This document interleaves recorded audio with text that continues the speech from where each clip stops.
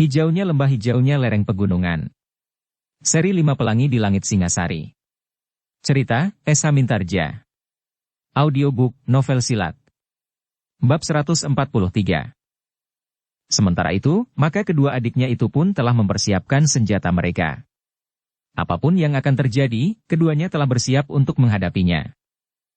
Ketika hari merambat melewati senja, maka seisi rumah itu memang menjadi berdebar-debar. Apalagi ketika bebahu itu menyalakan lampu regol halamannya, ia melihat kawannya itu lewat.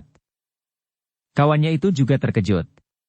Ia tidak memperhitungkan kemungkinan bebahu itu berada di regol setelah senja.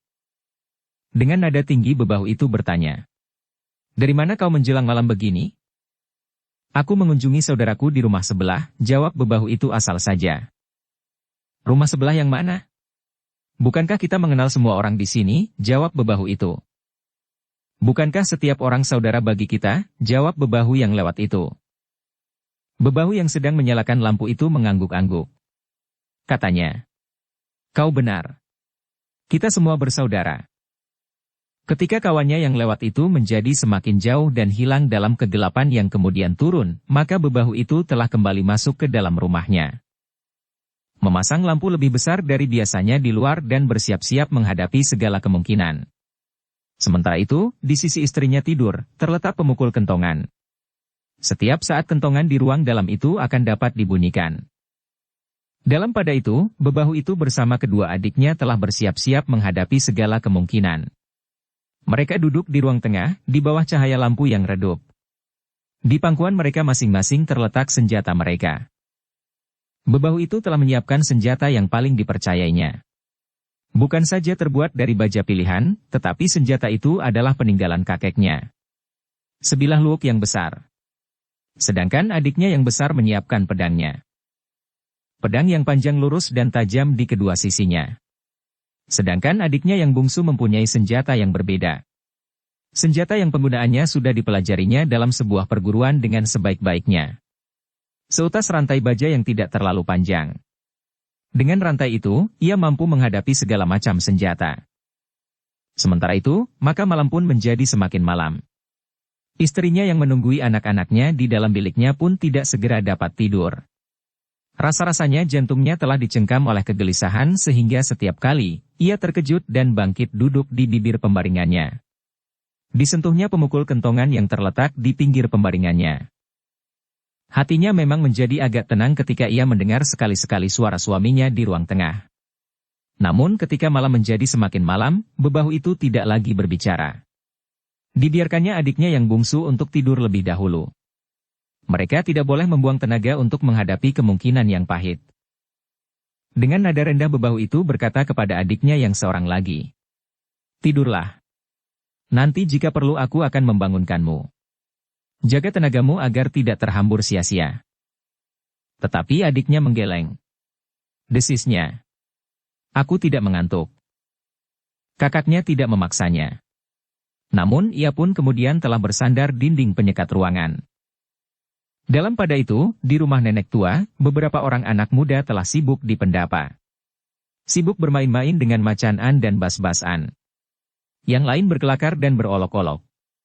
Namun ketika tengah malam tiba, maka mereka mulai berbaring di tikar yang terbentang di pendapa. Tinggal beberapa orang saja yang masih berjaga-jaga.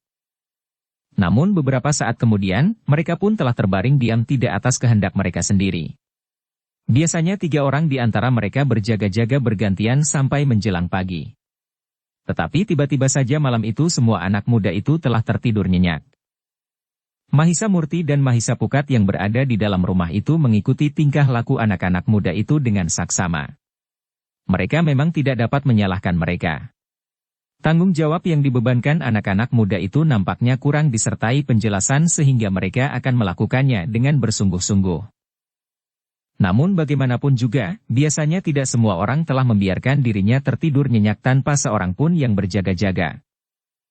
Tetapi malam itu memang agak berbeda.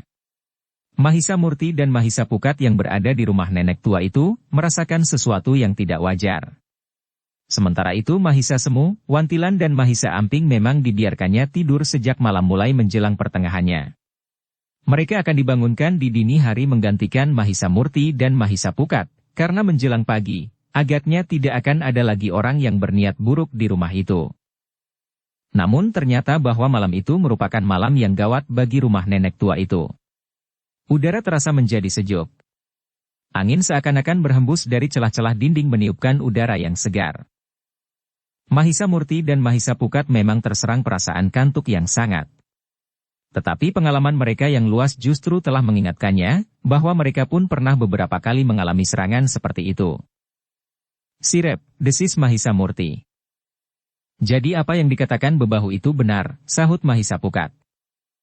Dengan kekuatan tenaga cadangan di dalam dirinya, maka Mahisa Murti dan Mahisa Pukat telah membangunkan Mahisa Semu dan Wantilan. Namun dengan isyarat keduanya minta Mahisa Semu dan Wantilan berdiam diri. Mahisa Murtilah yang berdesis. "Sirep, kita telah terkena kekuatan ilmu Sirep." Mahisa Semu dan Wantilan saling berpandangan sejenak. Dengan suara yang hampir tertelan di tenggorokannya Mahisa Semu bertanya, "Bagaimana dengan anak-anak muda di Pendapa?" Nampaknya mereka telah tertidur nyenyak. "Tidak ada suara apapun lagi," jawab Mahisa Murti. "Tetapi biar saja mereka tertidur. Jika yang datang orang-orang berilmu tinggi, maka mereka lebih baik tidak ikut melakukan perlawanan." "Bagaimana dengan kita?" bertanya Wantilan. "Kita akan menunggu. Tetapi sebaiknya kita berbaring saja sambil berdiam diri," jawab Mahisa Murti. Keempat orang itu pun telah berbaring kembali. Namun Mahisa Murti dan Mahisa Pukat harus membantu Mahisa Semu dan Wantilan agar tidak tertidur lagi oleh ilmu Sirep yang tajam yang menyelimuti rumah nenek tua itu. Untuk beberapa saat Mahisa Murti dan Mahisa Pukat menunggu. Sekali-sekali mereka telah menyentuh Mahisa Semu dan Wantilan, agar mereka tetap sadar menghadapi segala kemungkinan. Ternyata orang-orang yang akan mengambil benda-benda berharga itu tidak melakukan kekerasan. Mereka ingin mengambilnya tanpa diketahui oleh seorang pun di rumah itu, yang disangkanya sudah tidur nyenyak. Mahisa Murti dan Mahisa Pukat dapat mengetahui dengan jelas apa yang dilakukan oleh orang-orang itu. 3 orang bertubuh tinggi tegap. Sementara Mahisa Semu dan Wantilan pun telah diberi isyarat agar tidak berbuat sesuatu. 3 orang yang menganggap bahwa semua orang sudah tertidur itu telah berhasil mencungkil dinding kayu rumah nenek tua itu. Kemudian seorang di antara mereka telah masuk dan membuka selarak pintu butulan. Dari pembaringannya Mahisa Murti, Mahisa Pukat, Mahisa Semu dan Wantilan melihat 3 orang itu telah mendapatkan peti yang mereka cari di dalam geledek di ruang tengah. Dengan sangat berhati-hati mereka mengangkat peti yang berat itu dan diletakkannya di lantai. Tetapi ketiga orang itu tidak sempat membukanya. Peti itu memang dililit oleh tali ijuk yang kuat. Namun justru itu ketiga orang itu dapat mengenalinya, sebagaimana keterangan yang diperoleh mereka. "Apakah kita akan melihat isinya?" desis salah seorang di antara mereka. Namun sebelum yang lain menjawab, maka Mahisa Murti tiba-tiba saja telah menguap, bahkan kemudian beringsut. Dengan demikian maka ketiga orang itu pun terkejut karenanya. Seorang yang agaknya berpengaruh atas kawan-kawannya berkata, "Kita singkirkan saja peti itu dahulu." Ketiga orang itu pun kemudian telah mengangkat peti itu keluar. Mereka telah menutup pintu dari luar. Seorang di antara mereka sempat menyelaraknya dan kemudian keluar dari lubang papan kayu yang berhasil dicungkilnya. Namun papan itu pun telah dikembalikannya pula di tempatnya meskipun tidak lagi melekat karena kayu pengapitnya telah patah. Demikian ketiga orang itu pergi, maka Mahisa Murti dan Mahisa Pukat telah bangkit. Dengan perlahan-lahan sekali Mahisa Murti berdesis, "Hati-hatilah jika mereka kembali. Karena itu jangan tertidur lagi." Mahisa Semu dan Wantilan mengangguk-angguk. Mereka berusaha untuk tidak tertidur lagi. Kemungkinan yang lain memang akan dapat terjadi. Sementara itu, Mahisa Murti dan Mahisa Pukat dengan sangat berhati-hati telah bergeser ke pintu butulan. Pintu yang dipergunakan oleh orang-orang yang membawa peti yang berat itu keluar. Ketika mereka sudah tidak mendengar suara apapun lagi, maka mereka pun yakin bahwa ketiga orang itu telah pergi membawa hasil yang diperolehnya malam itu di rumah nenek tua yang telah diserahkan kepada padukuhannya itu. Dengan demikian maka keduanya telah kembali ke pembaringan mereka, sebuah amben besar di sudut ruang tengah itu. Mereka kemudian tinggal menunggu. Mungkin mereka akan mendengar suara kentongan yang berasal dari rumah bebahu yang telah datang ke rumah nenek tua itu. Tetapi suara kentongan itu sama sekali tidak terdengar. Beberapa lama mereka menunggu, bahkan sampai fajar mulai menyingsing. Hari yang datang adalah hari yang bakal sibuk di rumah nenek tua itu. Sementara itu, bebahu yang pernah berniat mengambil benda-benda berharga di rumah nenek tua itu mengumpat-umpat tidak habis-habisnya. Orang-orang yang bersedia datang kepadanya dan bersama-sama pergi ke rumah bebahu, kawannya yang pernah mendengar niatnya itu, ternyata tidak datang. Mereka memang gila. Setelah mereka berhasil membawa peti itu, mereka telah berkhianat, geram bebahu itu. Dengan demikian maka ia merasa sangat cemas. Jika rahasia itu terbuka, maka ia tentu akan ditangkap oleh Ki Bekel. Meskipun ia sama sekali tidak ikut menikmati hasil pencurian itu. Ketika sampai pagi hari ia tidak mendengar kegemparan yang terjadi di padukuhan itu, maka bebahu itu mengira bahwa orang-orang yang mengambil barang-barang berharga itu telah berhasil. Bahkan nenek tua itu belum menyadari bahwa ia telah kehilangan. Namun sampai matahari terbit, bebahu itu tidak mendengar berita apapun. Tidak ada orang yang menjadi ribut, karena rumah nenek tua itu telah kecurian. Tidak pula terdengar ada perkelahian atau hal-hal lain yang dapat memberikan petunjuk bahwa telah terjadi. Sementara orang-orang yang bersedia bekerja ama itu tidak lagi datang kepadanya. Berbagai pikiran telah bergejolak di dalam hatinya, sementara itu saat yang dijanjikan untuk melakukan penjualan barang-barang berharga itu dengan penawaran tertinggi menjadi semakin dekat. Jika matahari sepenggalah, maka ia, para bebahu dan Ki Bekel harus sudah berada di rumah nenek tua itu. Sementara orang-orang yang berminat pun akan mendapat kesempatan untuk melihat-lihat pusaka-pusaka yang akan dijual dengan penawaran tertinggi itu. Demikianlah maka matahari telah bergerak semakin tinggi. Pada saatnya, maka di rumah nenek tua itu, beberapa orang telah berdatangan. Ki Bekel dan para bebahu telah berada di rumah itu pula. Sementara itu, Mahisa Murti, Mahisa Pukat, Mahisa Semu dan Wantilan pun telah ikut melayani beberapa orang yang datang untuk melihat barang-barang berharga yang akan dijual itu. Bebahu yang berusaha untuk memiliki benda-benda itu dengan meminjam tangan beberapa orang gegeduk menjadi heran. Pusaka-pusaka peninggalan suami nenek tua itu masih utuh berada di rumah nenek tua itu. Namun bebahu itu menganggap bahwa hal itu lebih baik daripada jika benda-benda berharga itu hilang sedangkan gegeduk-gegeduk yang telah diberitahu tentang rahasia rumah nenek tua itu berkhianat. Karena itu, maka rencana penjualan pusaka-pusaka itu nampaknya akan berlangsung sebagaimana direncanakan. Sementara itu, bebahu yang telah mencurigai kawannya itu pun menjadi berdebar-debar. Ia merasa beruntung bahwa ia masih belum melaporkan kepada Ki Bekel bahwa ia telah mencurigai kawannya. Ternyata tidak terjadi apapun juga. Rumahnya pun semalam tidak didatangi oleh siapapun juga. Yang terasa kemudian adalah kantuk yang sangat karena semalam suntuk ia tidak tertidur. Ia harus berjaga-jaga dalam kecemasan, karena ia memperhitungkan bahwa orang-orang yang datang di malam sebelumnya akan datang lagi. Tetapi, bagaimanapun juga ia masih merasa beruntung. Istrinya pun rasa-rasanya telah terlepas dari kecemasan yang mencengkam. Bahkan kedua adiknya telah ikut datang pula ke rumah nenek tua itu untuk melihat penjualan benda-benda berharga menurut penawaran yang tertinggi.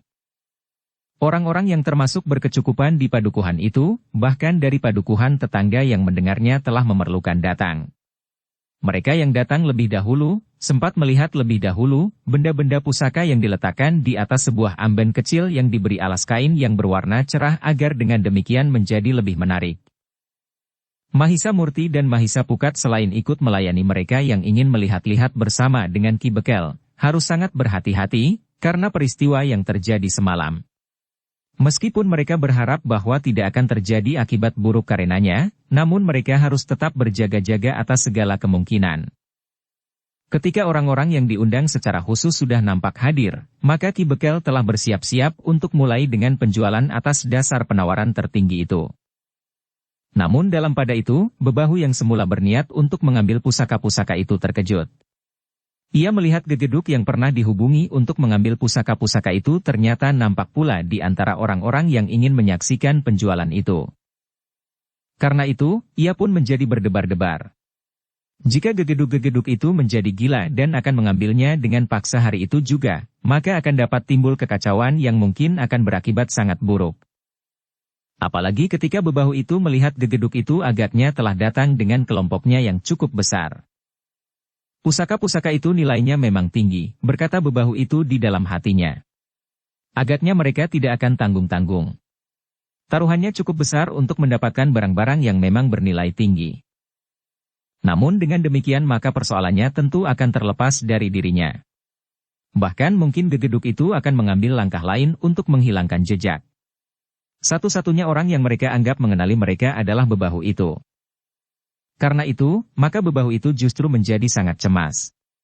Ia tidak lagi sempat memperhatikan Ki Bekel yang sudah berdiri di hadapan orang-orang yang duduk di atas tikar yang terbentang di pendapa. Bahkan Ki Bekel sudah mulai sedikit sesorah. Ki Bekel sudah mengucapkan syarat-syarat untuk mendapatkan pusaka-pusaka peninggalan suami nenek tua yang telah meninggal itu, yang hasil penjualannya seluruhnya akan diserahkan kepada padukuhan untuk kepentingan padukuhan. Memang terdengar tepuk tangan gemuruh. Orang-orang yang duduk di pendapa, yang berniat membeli barang-barang berharga itu pun ikut bertepuk tangan. Namun tiba-tiba gemuruh tepuk tangan itu terhenti. Beberapa orang yang garang tiba-tiba saja telah berloncatan ke atas lantai pendapa. Tidak hanya 3 orang. Tetapi yang nampak adalah 10 orang gegeduk, meskipun nampak pada sikap mereka bahwa mereka tidak memiliki bekal ilmu yang sama. Suasana memang menjadi sedikit kacau. Beberapa orang menjadi ketakutan dan meninggalkan halaman itu. Jangan melakukan perlawanan, teriak orang yang nampaknya paling garang di antara mereka. Aku akan mengambil milikku. Ki Bekel masih tetap berdiri di tempatnya. Ia memang menjadi berdebar-debar. Tetapi sebagai pemimpin maka ia tetap merasa bertanggung jawab. Siapa kalian? Bertanya Ki Bekel. Sementara itu Mahisa Murti telah memberikan isyarat kepada Mahisa Semu untuk mengajak nenek tua itu menepi. Mahisa Semu pun segera tanggap. Ia pun kemudian membimbing perempuan tua itu untuk menepi dan berada di tempat yang lebih baik daripada berada di antara banyak orang. Bahkan Mahisa Murti pun telah minta kepada Wantilan untuk bersama-sama dengan Mahisa Semu dan Mahisa Amping. Lindungi nenek itu. Jangan sampai nenek itu menjadi bahan taruhan oleh orang-orang yang nampaknya menjadi gila. Mereka menjadi sangat marah karena semalam mereka telah tertipu, karena isi peti yang berat itu tidak seperti yang mereka duga. Wantilan pun kemudian telah membimbing Mahisa Amping bergeser mendekati Mahisa Semu yang mendampingi perempuan tua yang menjadi ketakutan. Apa yang telah terjadi? Bertanya nenek tua itu. Tenanglah Nek. Mungkin hanya sedikit salah paham. Nenek tidak akan mengalami kesulitan apapun juga, berkata Mahisa Semu. Apakah mereka juga mengaku berhak atas warisan yang ditinggalkan oleh suamiku? Bertanya nenek tua itu. Mahisa Murti dan Mahisa Pukat akan dapat mengatasinya. Nenek tua itu mengangguk-angguk.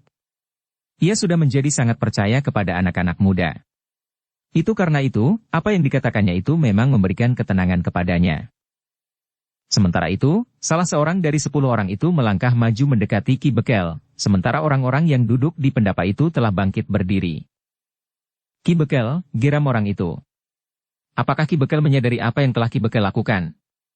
Apa maksudmu? Bertanya Ki Bekel. Pusaka-pusaka yang akan dijual itu adalah milik kami, bentak orang itu. Tetapi Ki Bekel tidak cepat menjadi gentar. Di tempat itu berkumpul banyak orang yang akan dapat membantunya jika diperlukan.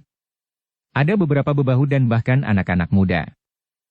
Karena itu, maka ia pun bertanya. Apakah kau juga merasa berhak memiliki warisan dari suami nenek tua itu setelah ia meninggal begitu lama? Aku tidak peduli dengan warisan itu. Tetapi barang-barang itu aku perlukan. Ki Bekel harus menyerahkannya, atau aku harus membantai orang-orang padukuhan ini semua di sini, geram orang itu. Ki Bekel menjadi tegang. Tetapi ia justru mulai menjadi marah. Kau kira aku siapa Aku tahu bahwa kau tentu seorang perampok atau mungkin seorang yang berilmu tinggi. Tetapi kau dengan kawan-kawanmu tidak akan dapat menang melawan orang sepadukuhan ini. Aku juga bukan anak-anak yang mudah kau takut-takuti atau menjadi keheranan melihat senjata yang bergetar. Sekarang katakan, apa yang sebenarnya kau inginkan? Ki Bekel, berkata orang itu. Jangan berpura-pura. Aku adalah gegeduk dari Bukit Palang. Aku menghendaki pusaka-pusaka itu. Boleh atau tidak boleh? Jika kau menolak, maka aku bersepuluh akan membunuh semua orang yang mencoba menghalangi aku. Aku akan mengampuni orang-orang yang menghindar, tetapi mereka yang dengan sombong mencoba menentang kehendakku, akan aku bantai dengan caraku. Ki Bekel memang terpengaruh oleh kata-kata orang itu. Tetapi sebelum ia berkata sesuatu, orang-orang yang datang dengan sikap yang garang itu terkejut mendengar seseorang tertawa. "Heh, apakah kau memang gila anak muda?" bertanya orang yang mengaku gegeduk dari Bukit Palang itu. Mahisa Murtilah yang melangkah maju. Dengan nada rendah ia bertanya, "Apakah gegeduk Bukit Palang itu mempunyai kelebihan dari orang-orang kebanyakan?" "Setan kau. Kau siapa bertanya orang itu. "Sebagaimana kau lihat, aku adalah salah seorang dari antara orang-orang padukuhan ini. Aku adalah pembantu Ki Bekel menyelenggarakan penjualan barang-barang berharga ini, yang hasilnya akan dipergunakan bagi kesejahteraan seisi padukuhan. Persetan dengan igauanmu. Kata-kataku berlaku juga untukmu. Jika kau menyingkir, maka kau akan aku ampuni. Tetapi jika kau melibatkan diri, maka kau akan ikut terbantai di sini," geram orang itu. Tetapi Mahisa Murti masih saja tertawa. Katanya, "Agaknya kaulah yang semalam datang mengambil peti di rumah ini. Kau taburkan sirep yang tidak berarti apa-apa. Kau kira semua orang sudah tidur nyenyak. Kau kira kau berhasil masuk ke rumah ini tanpa diketahui orang lain dan berhasil membawa peti yang berat itu. Apakah isinya peti itu?" Anak iblis, orang itu menjadi sangat marah. "Jika kau berkata satu patah kata lagi, aku koyak mulutmu. Aku tidak hanya akan berbicara saja. Bahkan aku tantang kau berperang tanding jika kau memang mengaku gegeduk dari Bukit Palang. Aku adalah anak gegeduk dari Pagar Rampak. Tetapi aku sudah lama tinggal di padukuhan ini dan hidup sebagaimana orang kebanyakan. Sekarang kita buktikan. Manakah yang lebih besar? Bukit Palang atau Pagar Rampak, meskipun aku hanya anaknya. Dengan mengukur tingkat ilmu sirepmu aku dapat menjajagi seberapa tinggi ilmumu. Ilmu kebanggaan Bukit Palang yang menurut cerita ayahku, sama sekali tidak sebanding dengan tingkat ilmu dari Pagar Rampak." Orang itu mengerutkan keningnya. Ia mencoba mengingat-ingat, apakah ia pernah mendengar perguruan yang disebut perguruan Pagar Rampak. Atau satu kelompok kekuatan dari Pagar Rampak apalagi gegeduk Pagar Rampak. Mahisa Murti melihat kebimbangan di hati orang itu. Lalu katanya dengan nada tinggi, "Apakah kau sedang mempertimbangkan sesuatu?" Orang itu mengangguk-angguk. Katanya, "Aku belum pernah mendengar gegeduk dari Pagar Rampak." Mahisa Murti tertawa. Katanya, "Kau mencoba menyembunyikan kecemasanmu. Ayahku pernah bercerita tentang perbandingan ilmu yang pernah diselenggarakan antara para gegeduk dari Bukit Palang dan para gegeduk dari Pagar Rampak. Ternyata bahwa kemampuan orang-orang Bukit Palang tidak berarti apa-apa." "Persetan kau. Kau kira kau dapat menakut-nakuti aku?" bentak orang itu. "Tidak. Aku yakin bahwa kau tidak akan takut. Aku yakin bahwa kau tentu akan bersedia membuktikan siapakah yang lebih baik di antara kita. Pusaka-pusaka ini menjadi taruhan. Jika kau menang, maka kau akan dapat mengambil pusaka-pusaka itu. Tetapi jika aku menang, maka kalian akan menjadi tawanan kami," jawab Mahisa Murti. Orang itu menggeram. Ia benar-benar merasa tersinggung oleh tantangan Mahisa Murti. Karena itu, maka ia telah melupakan perhitungan yang paling baik yang harus dilakukannya. Dengan nada tinggi ia menjawab, "Aku terima tantanganmu anak gila dari Pagar Rampak. Tetapi jika kau kalah, aku tidak saja akan mengambil pusaka-pusaka itu. Tetapi aku akan membunuhmu dan membunuh Bekel yang sombong itu." "Silahkan," jawab Mahisa Murti. "Aku kira setiap perbandingan ilmu memang akan membawa akibat seperti itu. Cepat. Turunlah ke halaman," geram gegeduk dari Bukit Palang itu. "Aku akan menghancurkan kepalamu." Mahisa Murti tersenyum. Ia pun kemudian berbisik kepada Mahisa Pukat. "Kau awasi pusaka-pusaka itu." Mahisa Pukat mengangguk kecil.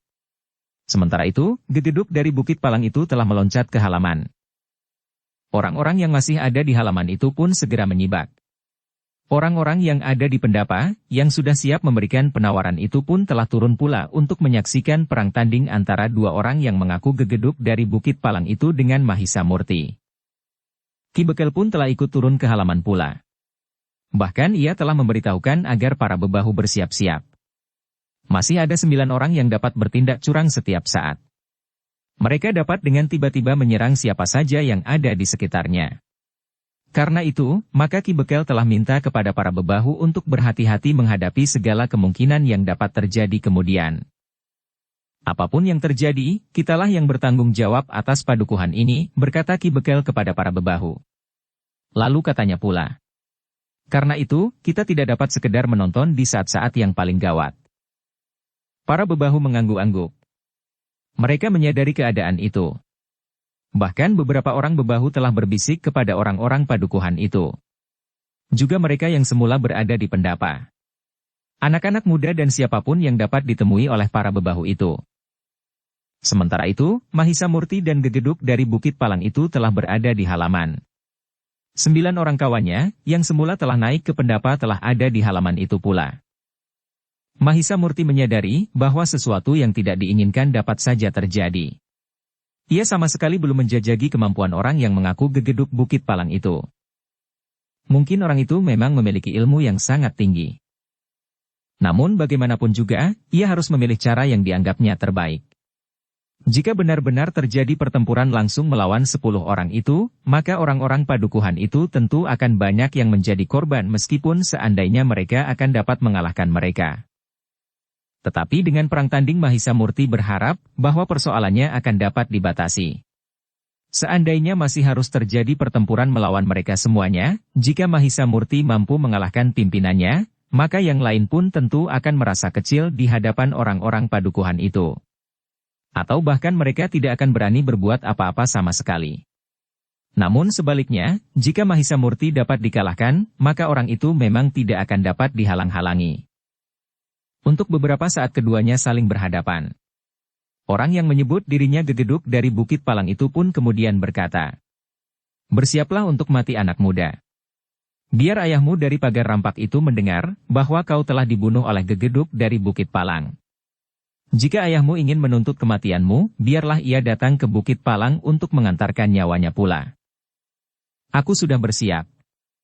Marilah, kita akan melihat ilmu dari manakah yang terbaik di antara kita," jawab Mahisa Murti. Gegeduk dari Bukit Palang itu pun kemudian bergeser selangkah maju. Mahisa Murti telah bersiap pula menghadapi segala kemungkinan.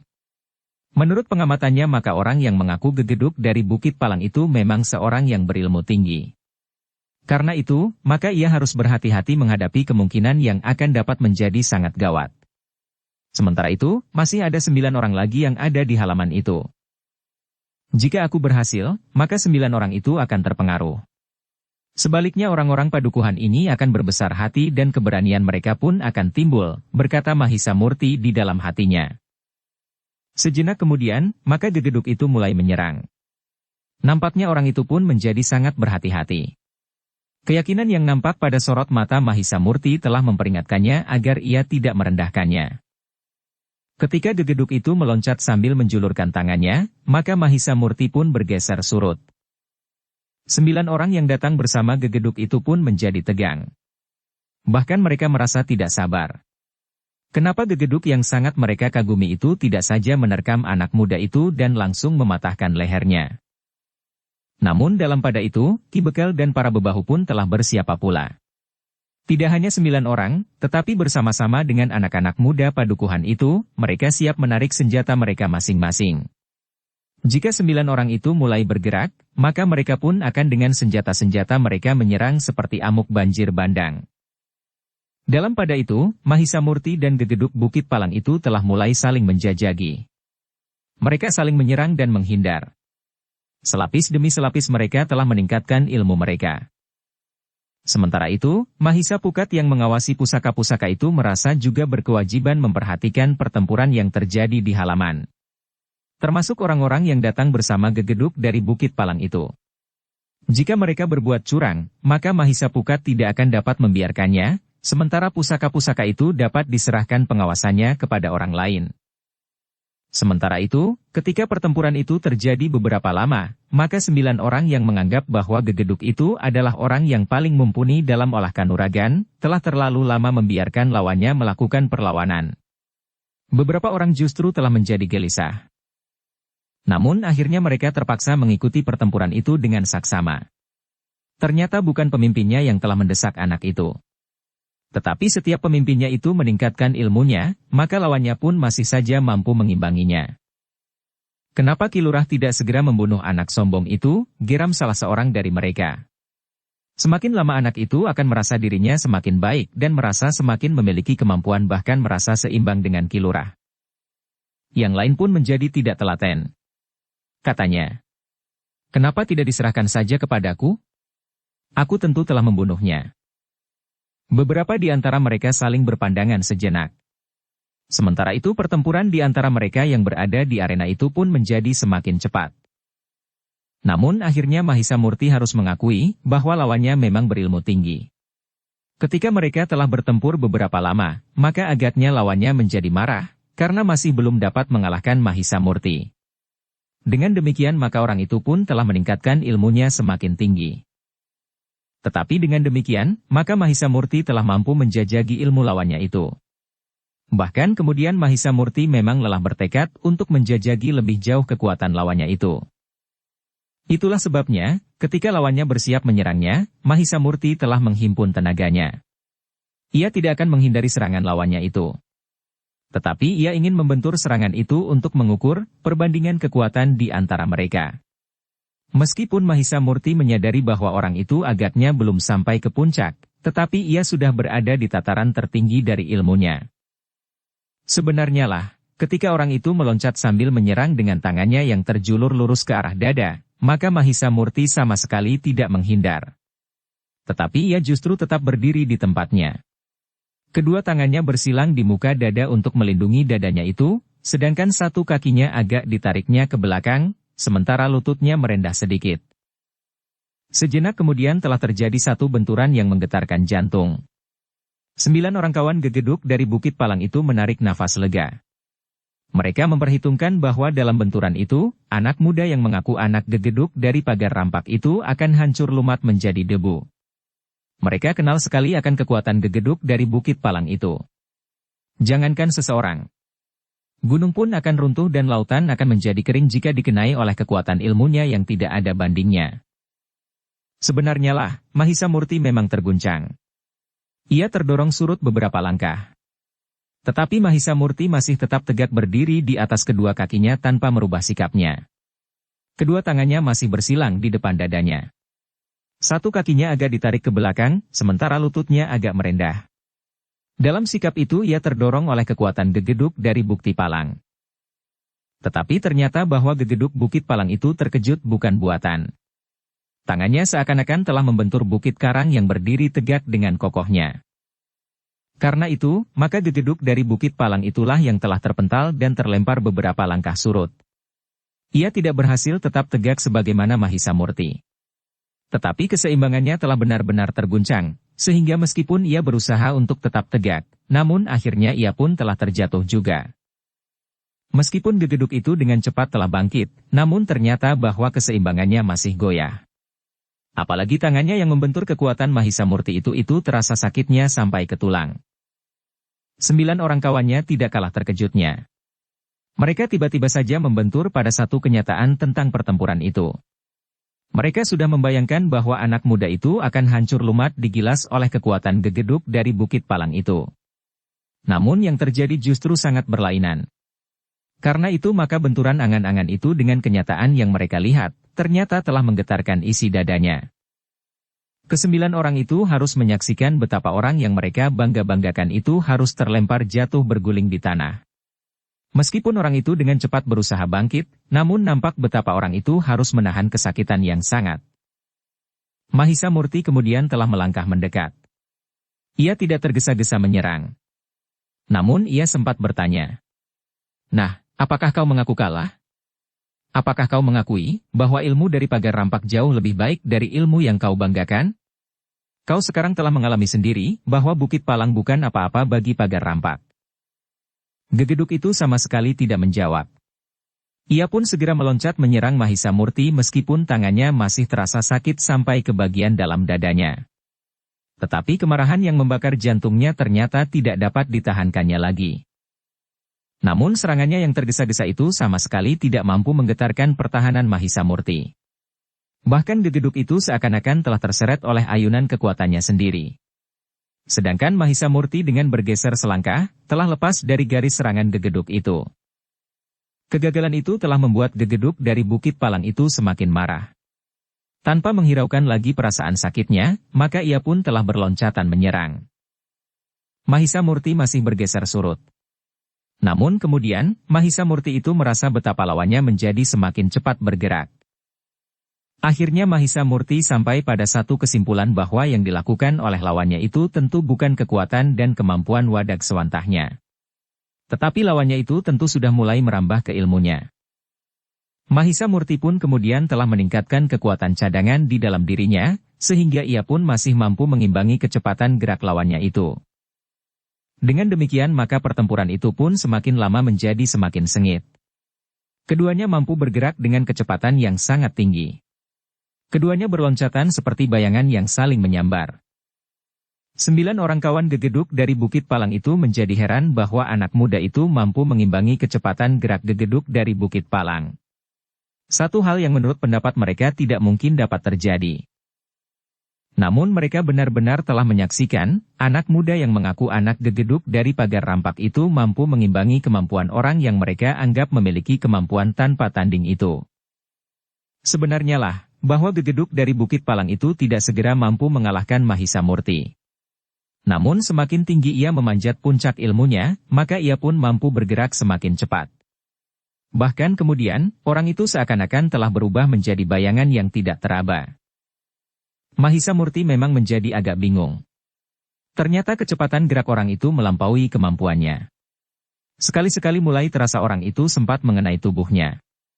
Meskipun kadang-kadang Mahisa Murti mampu membentur kekuatan itu dan melemparkannya beberapa langkah surut, sehingga kehilangan keseimbangannya, namun Mahisa Murti memang ketinggalan selapis jika ia harus berlomba dalam kecepatan gerak. Dalam pertempuran yang berlangsung kemudian, maka sebenarnya lah orang itu telah berhasil menyerang dan menyentuh tubuh anak muda itu beberapa kali. Bahkan kemudian, sentuhan-sentuhan itu semakin lama menjadi semakin terasa sakit. Dengan demikian, maka Mahisa Murti pun harus mulai merambah ilmunya jika ia tidak ingin dihancurkan oleh gegeduk dari Bukit Palang itu. Namun Mahisa Murti tidak ingin dengan serta-merta melepaskan ilmunya yang dapat dilontarkan dari jarak jauh. Mahisa Murti tidak mau gagal karena orang itu memiliki kecepatan yang tinggi dan mampu menghindarinya. Apalagi jika serangannya itu justru akan mengenai orang lain yang ada di sekitarnya. Karena itu, maka Mahisa Murti telah mengeterapkan ilmunya yang lebih tersembunyi. Ilmu yang mampu menghisap kekuatan lawannya dan bahkan kemampuan ilmunya. Namun dengan demikian Mahisa Murti memerlukan kesempatan untuk dapat menyentuh orang itu, sehingga dengan demikian satu getaran yang kuat akan menghisap kekuatan di tubuh lawannya. Sejenak kemudian pertempuran pun menjadi semakin sengit. Orang yang mengaku gegeduk dari Bukit Rampak itu pun bergerak semakin cepat, sehingga Mahisa Murti menjadi semakin sulit untuk mengatasi serangan-serangannya. Sekali dua kali Mahisa Murti memang berhasil menangkis. Ia mempunyai kelebihan kekuatan dibanding dengan lawannya. Tetapi ia tidak mampu mengimbangi kecepatan geraknya, sehingga beberapa kali ia tidak berhasil menangkis serangan gegeduk dari Bukit Palang itu, sehingga serangan-serangannya yang mengenai tubuh Mahisa Murti pun menjadi semakin sering. Hanya kadang-kadang saja Mahisa Murti mampu menangkis dan dengan demikian mendorong lawannya surut. Ketika Mahisa Murti kehilangan jejak gerak lawannya, maka naluriahnya seakan-akan telah memberitahukan bahwa lawannya telah menyerangnya ke arah lambung. Mahisa Murti segera bersiap. Ia berusaha melindungi lambungnya dengan sikunya. Namun ternyata bahwa lawannya sempat melihat gerakan itu. Karena itu maka gegeduk dari Bukit Palang itu segera menggeliat. Geraknya memang sangat cepat, sehingga sambil menggeliat, maka kakinya telah menyerang menyamping menghantam punggung Mahisa Murti. Mahisa Murti memang tidak menyangka bahwa tubuh orang itu demikian liatnya, sehingga sambil menggeliat menghindar, ia masih juga sempat menyerang. Demikian kerasnya serangan itu, justru dari arah yang tidak diduga, maka Mahisa Murti telah terdorong beberapa langkah maju. Hampir saja ia jatuh terjerembab. Namun Mahisa Murti telah memilih cara lain untuk jatuh. Ia justru menjatuhkan tubuhnya dan terguling beberapa kali. Ketika lawannya memburunya dan menyerangnya selagi Mahisa Murti masih terbaring, Mahisa Murti sempat berputar bertumpu pada punggungnya. Kedua kakinya tiba-tiba telah menyepak kaki lawannya. Demikian cepatnya sehingga lawannya itu pun telah terjatuh. Mahisa Murti sempat menggapai tubuh orang itu dengan memeganginya pada kakinya. Tetapi orang itu sempat menghentakkannya. Kaki yang terpegang oleh Mahisa Murti itu ditariknya sementara kaki yang lain telah menyerang. Mahisa Murti tidak dapat menyelamatkan keningnya, sehingga kepalanya terangkat dan pegangannya terlepas. Mahisa Murti harus berguling beberapa kali. Dengan sigapnya ia pun telah melenting berdiri, sementara lawannya pun telah tegak berdiri. Keduanya telah berhadapan kembali. Keduanya siap dengan segenap kemampuan masing-masing. Orang-orang yang menyaksikan pertempuran itu seakan-akan telah dicengkam oleh ketegangan. 9 orang kawan gegeduk dari Bukit Palang itu bagaikan membeku. Mereka tidak mengira bahwa anak muda itu mampu mengimbangi kemampuan gegeduk dari Bukit Palang itu. Bahkan ketika gegeduk itu telah sampai ke puncak ilmunya yang belum pernah mereka lihat sebelumnya. Namun melihat keseimbangannya yang terakhir, maka 9 orang kawan gegeduk itu memastikan bahwa gegeduk itu akan menang. Apalagi setelah sekali dua kali Mahisa Murti jatuh dan berguling di tanah. Sekali-sekali berloncat mundur dan beberapa kali gagal menangkis serangan gegeduk dari Bukit Palang itu. Tetapi ketika keduanya berhadapan lagi, maka keadaannya nampaknya sudah berbeda. Mahisa Murti masih tetap segar, meskipun beberapa kali ia mengalami kesakitan. Sementara gegeduk dari Bukit Palang itu nampak mulai menjadi letih. Mahisa Pukat yang menunggui pusaka-pusaka itu pun menarik nafas dalam-dalam. Nampaknya Mahisa Murti telah hampir berhasil. Karena itu, maka ia tidak lagi mengawasi pertempuran itu. Yang kemudian mendapat perhatiannya sepenuhnya adalah 9 orang kawan gegeduk itu. Mereka akan dapat bergerak dengan tiba-tiba. Namun nampaknya Ki Bekel dan para bebahu cukup berhati-hati, sehingga mereka pun telah siap untuk bertindak jika 9 orang itu dengan serta-merta mulai menyerang. Tetapi 9 orang itu masih berpengharapan kuat, bahwa gegeduk dari Bukit Palang itu akan menang. Mereka masih saja membeku menyaksikan pertempuran yang segera berlangsung kembali. Gegeduk itu masih mampu bergerak dengan cepat sekali. Tetapi kekuatannya telah mulai susut. Sebelum kekuatannya susut, ia tidak mampu mengimbangi kekuatan Mahisa Murti. Apalagi ketika kekuatan itu perlahan-lahan mulai berkurang. Namun gegeduk itu tidak segera menyadari. Ia masih menduga bahwa karena ia telah mengerahkan segenap tenaga dan kemampuannya, maka ia menjadi lebih cepat merasa letih. Namun dalam pertempuran selanjutnya, gegeduk itu ternyata tidak lagi mampu bergerak secepat sebelumnya. Mahisa Murti tidak lagi selalu terlambat. Hampir serangan-serangannya telah dapat ditangkis oleh Mahisa Murti. 9 orang kawan gegeduk itu masih melihat beberapa kelebihan dari gegeduk itu. Serangan-serangannya masih selalu mengenai lawannya. Sekali-sekali memang dapat ditangkis oleh anak muda itu, sehingga keduanya tergetar surut. Namun sebagian terbesar dari serangan-serangan gegeduk itu telah menggapai sasarannya. Namun pertempuran itu semakin lama tidak menjadi semakin cepat. Tetapi sebaliknya. Seakan-akan kedua orang yang sedang bertempur itu telah sampai ke puncak kemampuan mereka, sehingga perlahan-lahan mulai menurun kembali. Sebenarnya lah gegeduk dari Bukit Palang itu menjadi gelisah. Ia tidak lagi mampu bergerak secepat sebelumnya. Tenaganya terasa menjadi semakin jauh susut. Bahkan kemudian sendi-sendi tulangnya mulai terasa semakin sendat. Gila. Apa yang terjadi? Orang itu justru bertanya kepada diri sendiri. Namun dalam pada itu, ternyata lawannya masih mampu bertahan. Meskipun kekuatan anak muda itu juga susut, tetapi masih nampak tegar di dalam pertempuran itu. Bahkan kemudian anak muda itulah yang lebih sering mengenai tubuh lawannya. 9 orang kawan gegeduk itu mulai gelisah. Beberapa orang telah mulai bersiap-siap.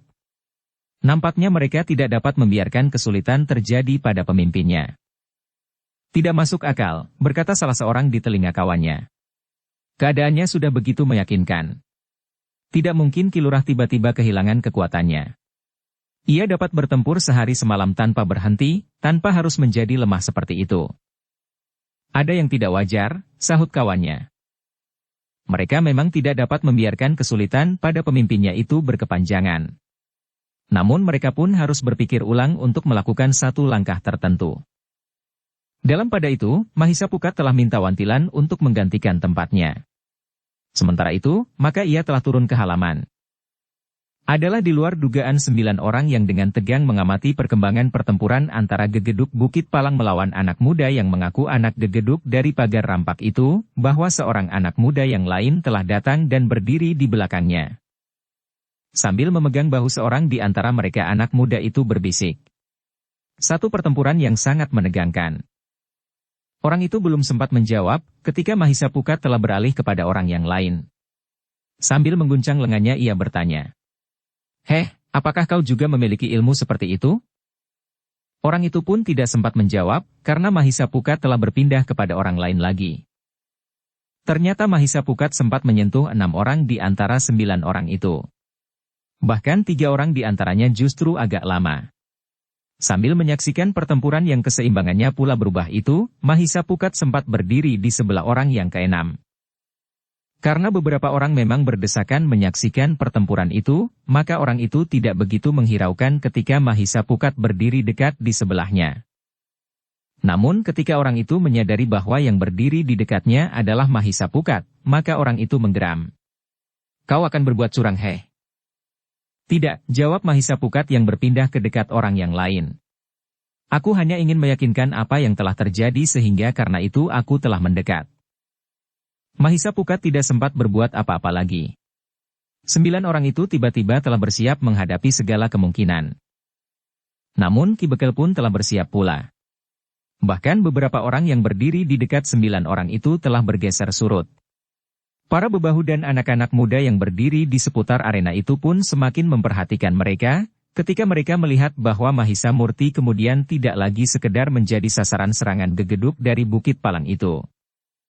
Tetapi Mahisa Murti tidak membiarkan orang itu terjatuh dan benar-benar kehilangan seluruh kekuatannya. Ketika orang itu mulai goyah, maka Mahisa Murti pun berkata, Nah, sadari.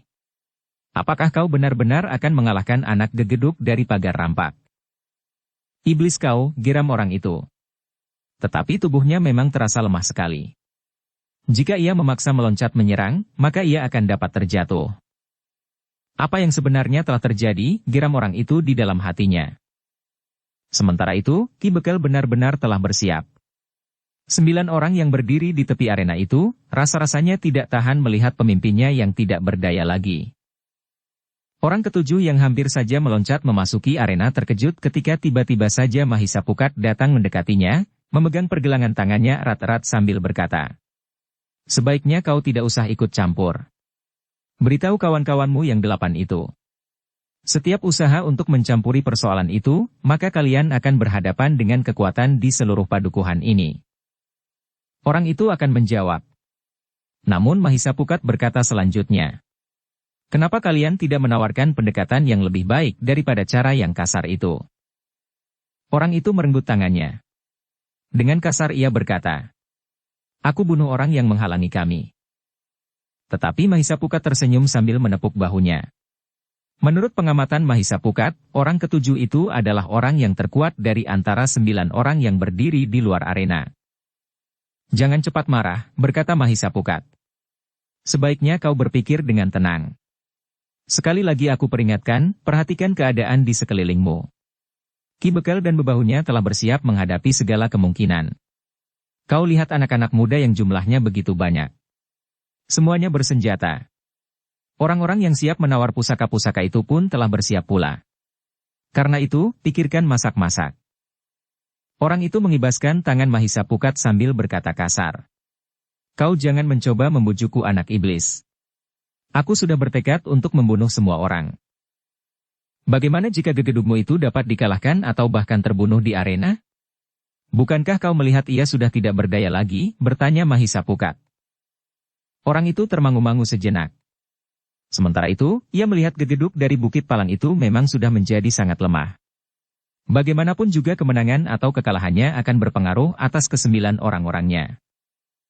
Namun dalam pada itu, selagi orang ketujuh itu termangu-mangu, terdengar gegeduk Bukit Palang itu berteriak. Heh, kalian menunggu apa lagi? Cukup, tiba-tiba Mahisa Pukat juga berteriak. Jangan paksa kawan-kawanmu mati di sini. Kenapa kau tidak memerintahkan saja mereka menyingkir dari tempat ini? Persetan, geram gegeduk itu.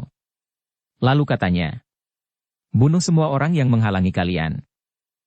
Kau sendiri bagaimana? Bertanya Mahisa Pukat dengan nada tinggi. Apakah kau juga akan terbunuh di sini? Bukankah kau tidak akan dapat mengingkari kenyataan tentang kekalahanmu? Tutup mulut, teriak Gegeduk dari Bukit Palang itu. Koyak mulut anak muda itu. Tetapi Mahisa Murti tiba-tiba bertanya. Bagaimana dengan kau sendiri? Apakah kau masih akan bertempur? Jika kau jantan, akui dahulu bahwa ilmu pagar rampak jauh lebih baik dari ilmu Bukit Palang. Meskipun aku hanya anak Gegeduk dari pagar rampak, namun aku sudah dapat membuktikan kelebihan itu. Apalagi jika ayahku sendiri datang. Gegeduk dari Bukit Palang itu menjadi semakin marah. Dengan keadaannya yang kurang menguntungkan itu, ia meloncat menyerang. Namun serangannya sama sekali tidak berarti. Bahkan Mahisa Murti sempat mendorong orang itu searah dengan garis serangannya. Ternyata orang itu sudah kehilangan kekuatannya untuk bertahan pada keseimbangannya. Dorongan Mahisa Murti telah membuat orang itu terjerembab di arena. Tetapi ia tidak lagi mampu dengan sigap melompat bangkit. Ketika ia mencobanya juga, maka tulang-tulangnya justru serasa berpatahan. Memang dengan susah payah ia dapat juga berdiri.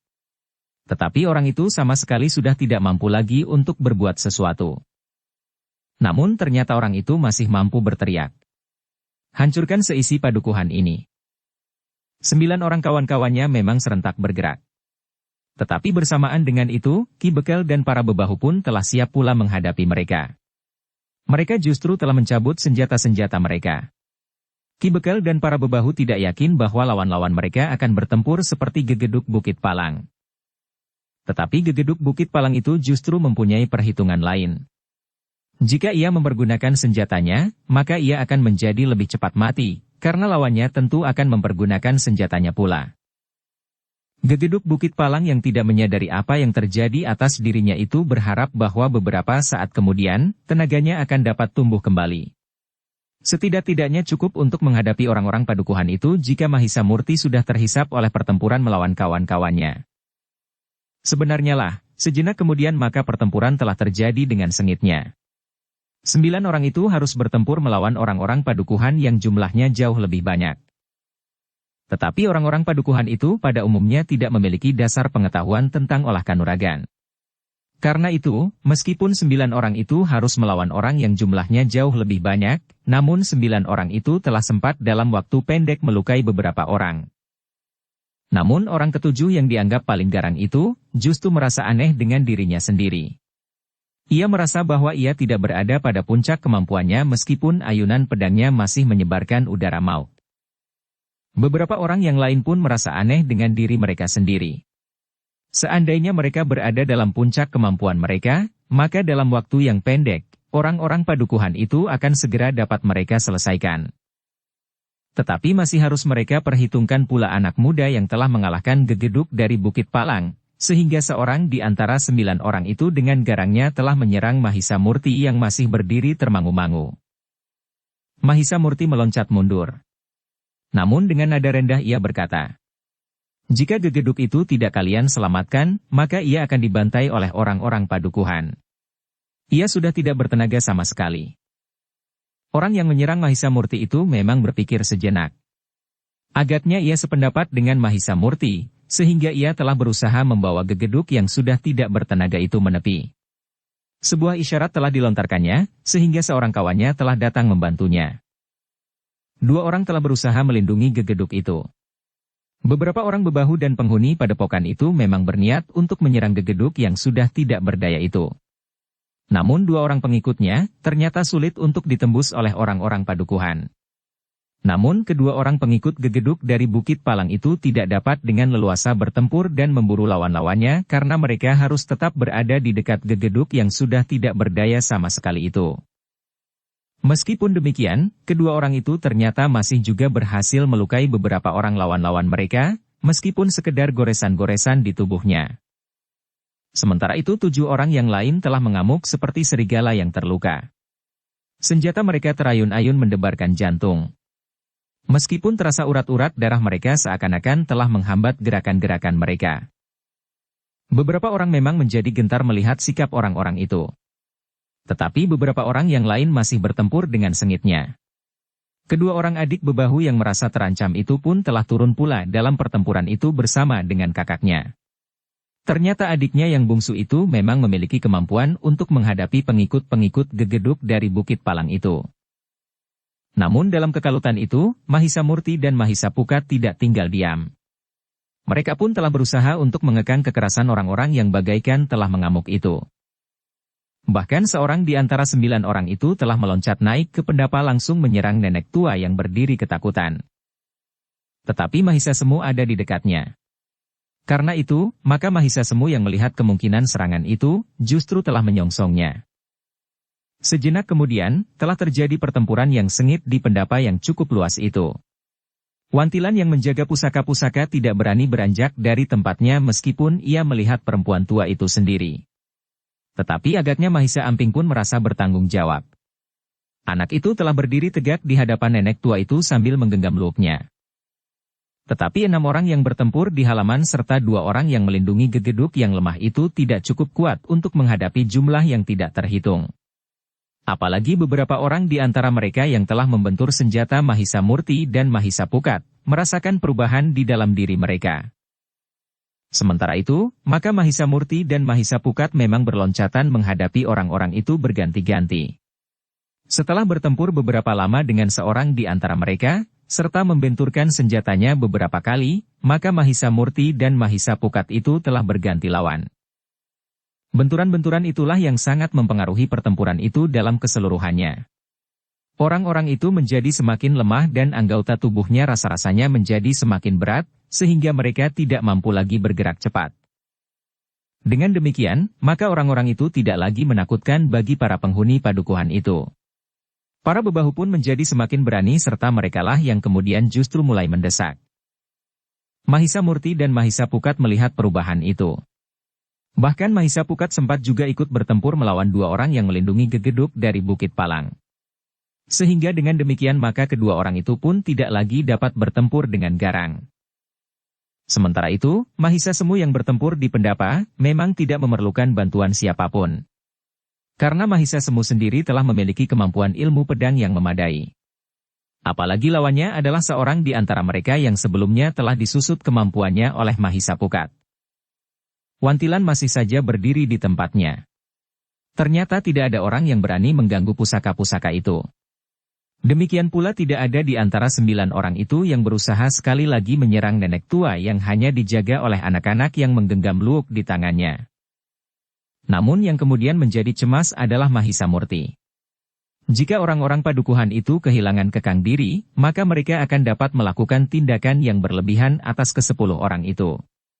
Jika hal itu terjadi, maka telah terbakar dendam di hati orang-orang Bukit Palang, sehingga pada kesempatan lain akan membahayakan padukuhan itu.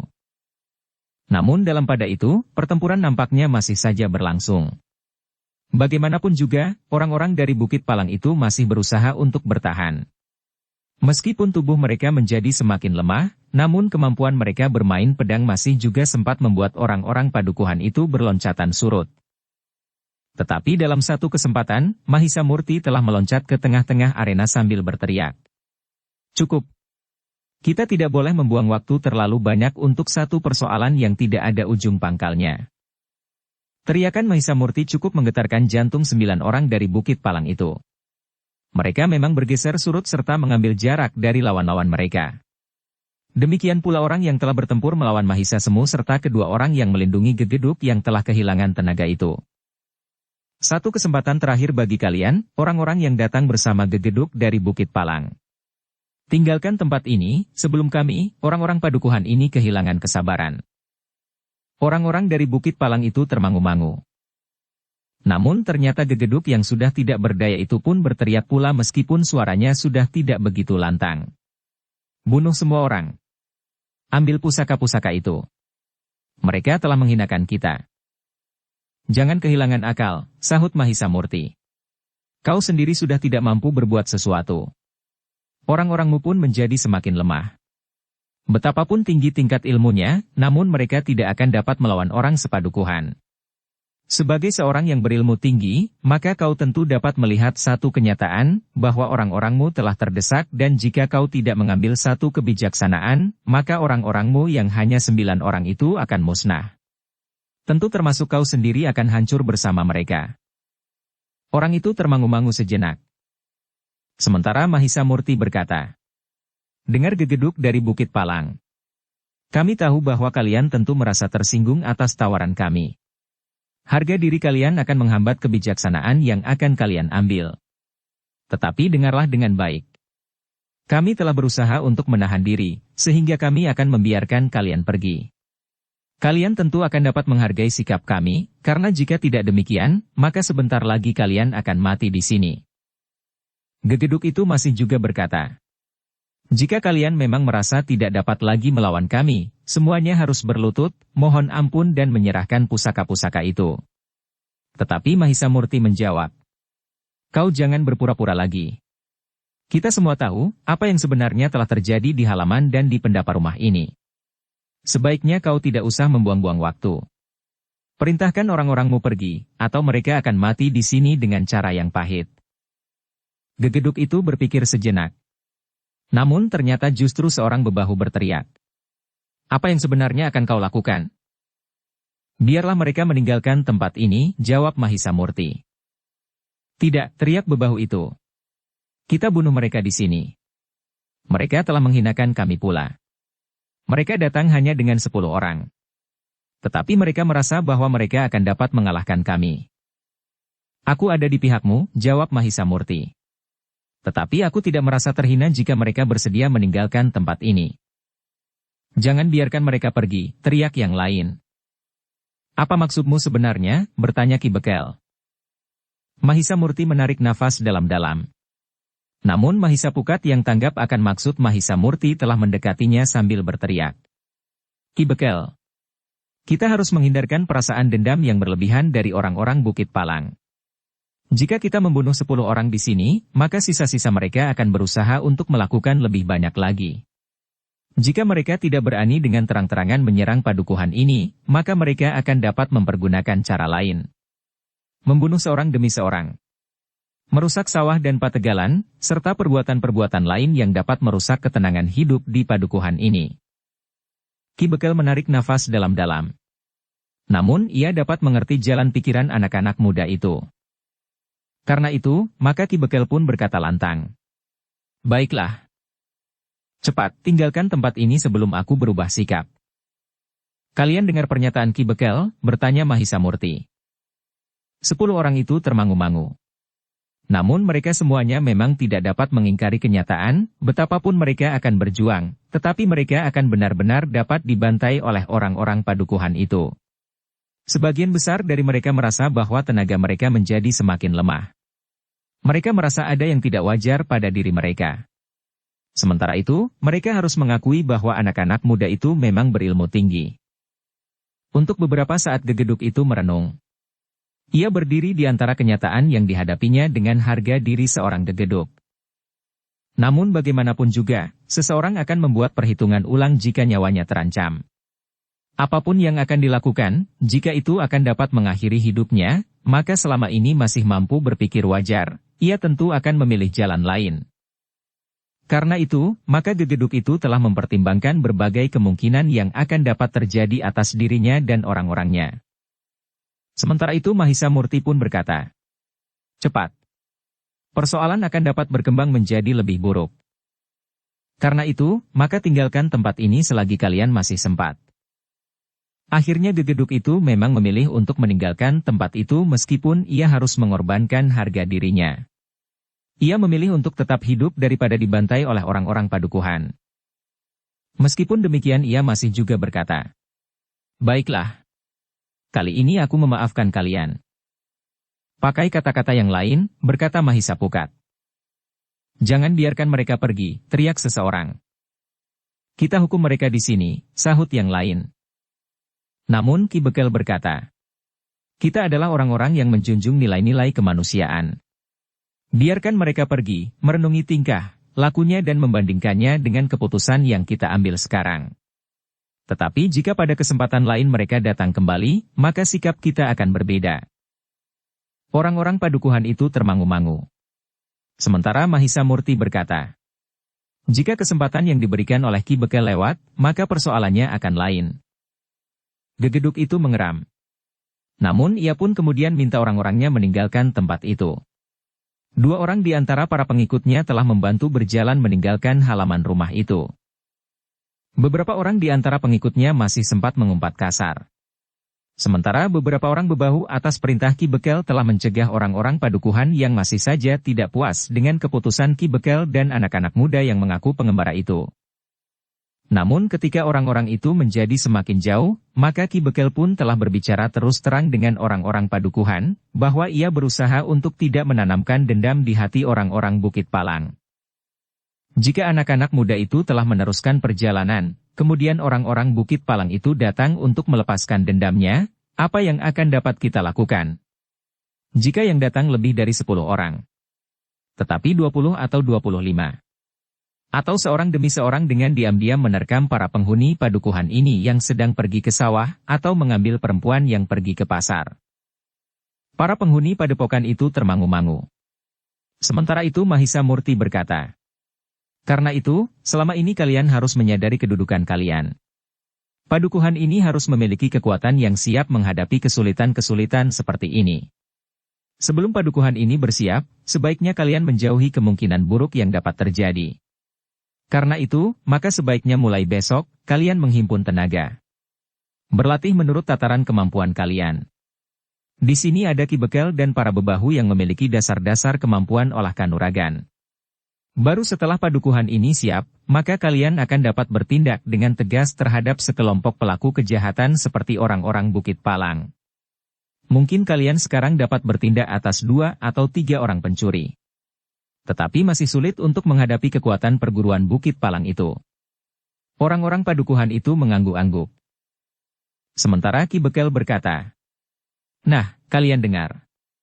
Sejak besok pagi, aku akan menghimpun dan mengatur pengawalan padukuhan ini dengan menggerakkan anak-anak muda tanpa mengganggu kerja kita di sawah dan ladang. Kita akan mengatur waktu sebaik-baiknya agar semua tanggung jawab yang dibebankan kepada kita dapat kita lakukan.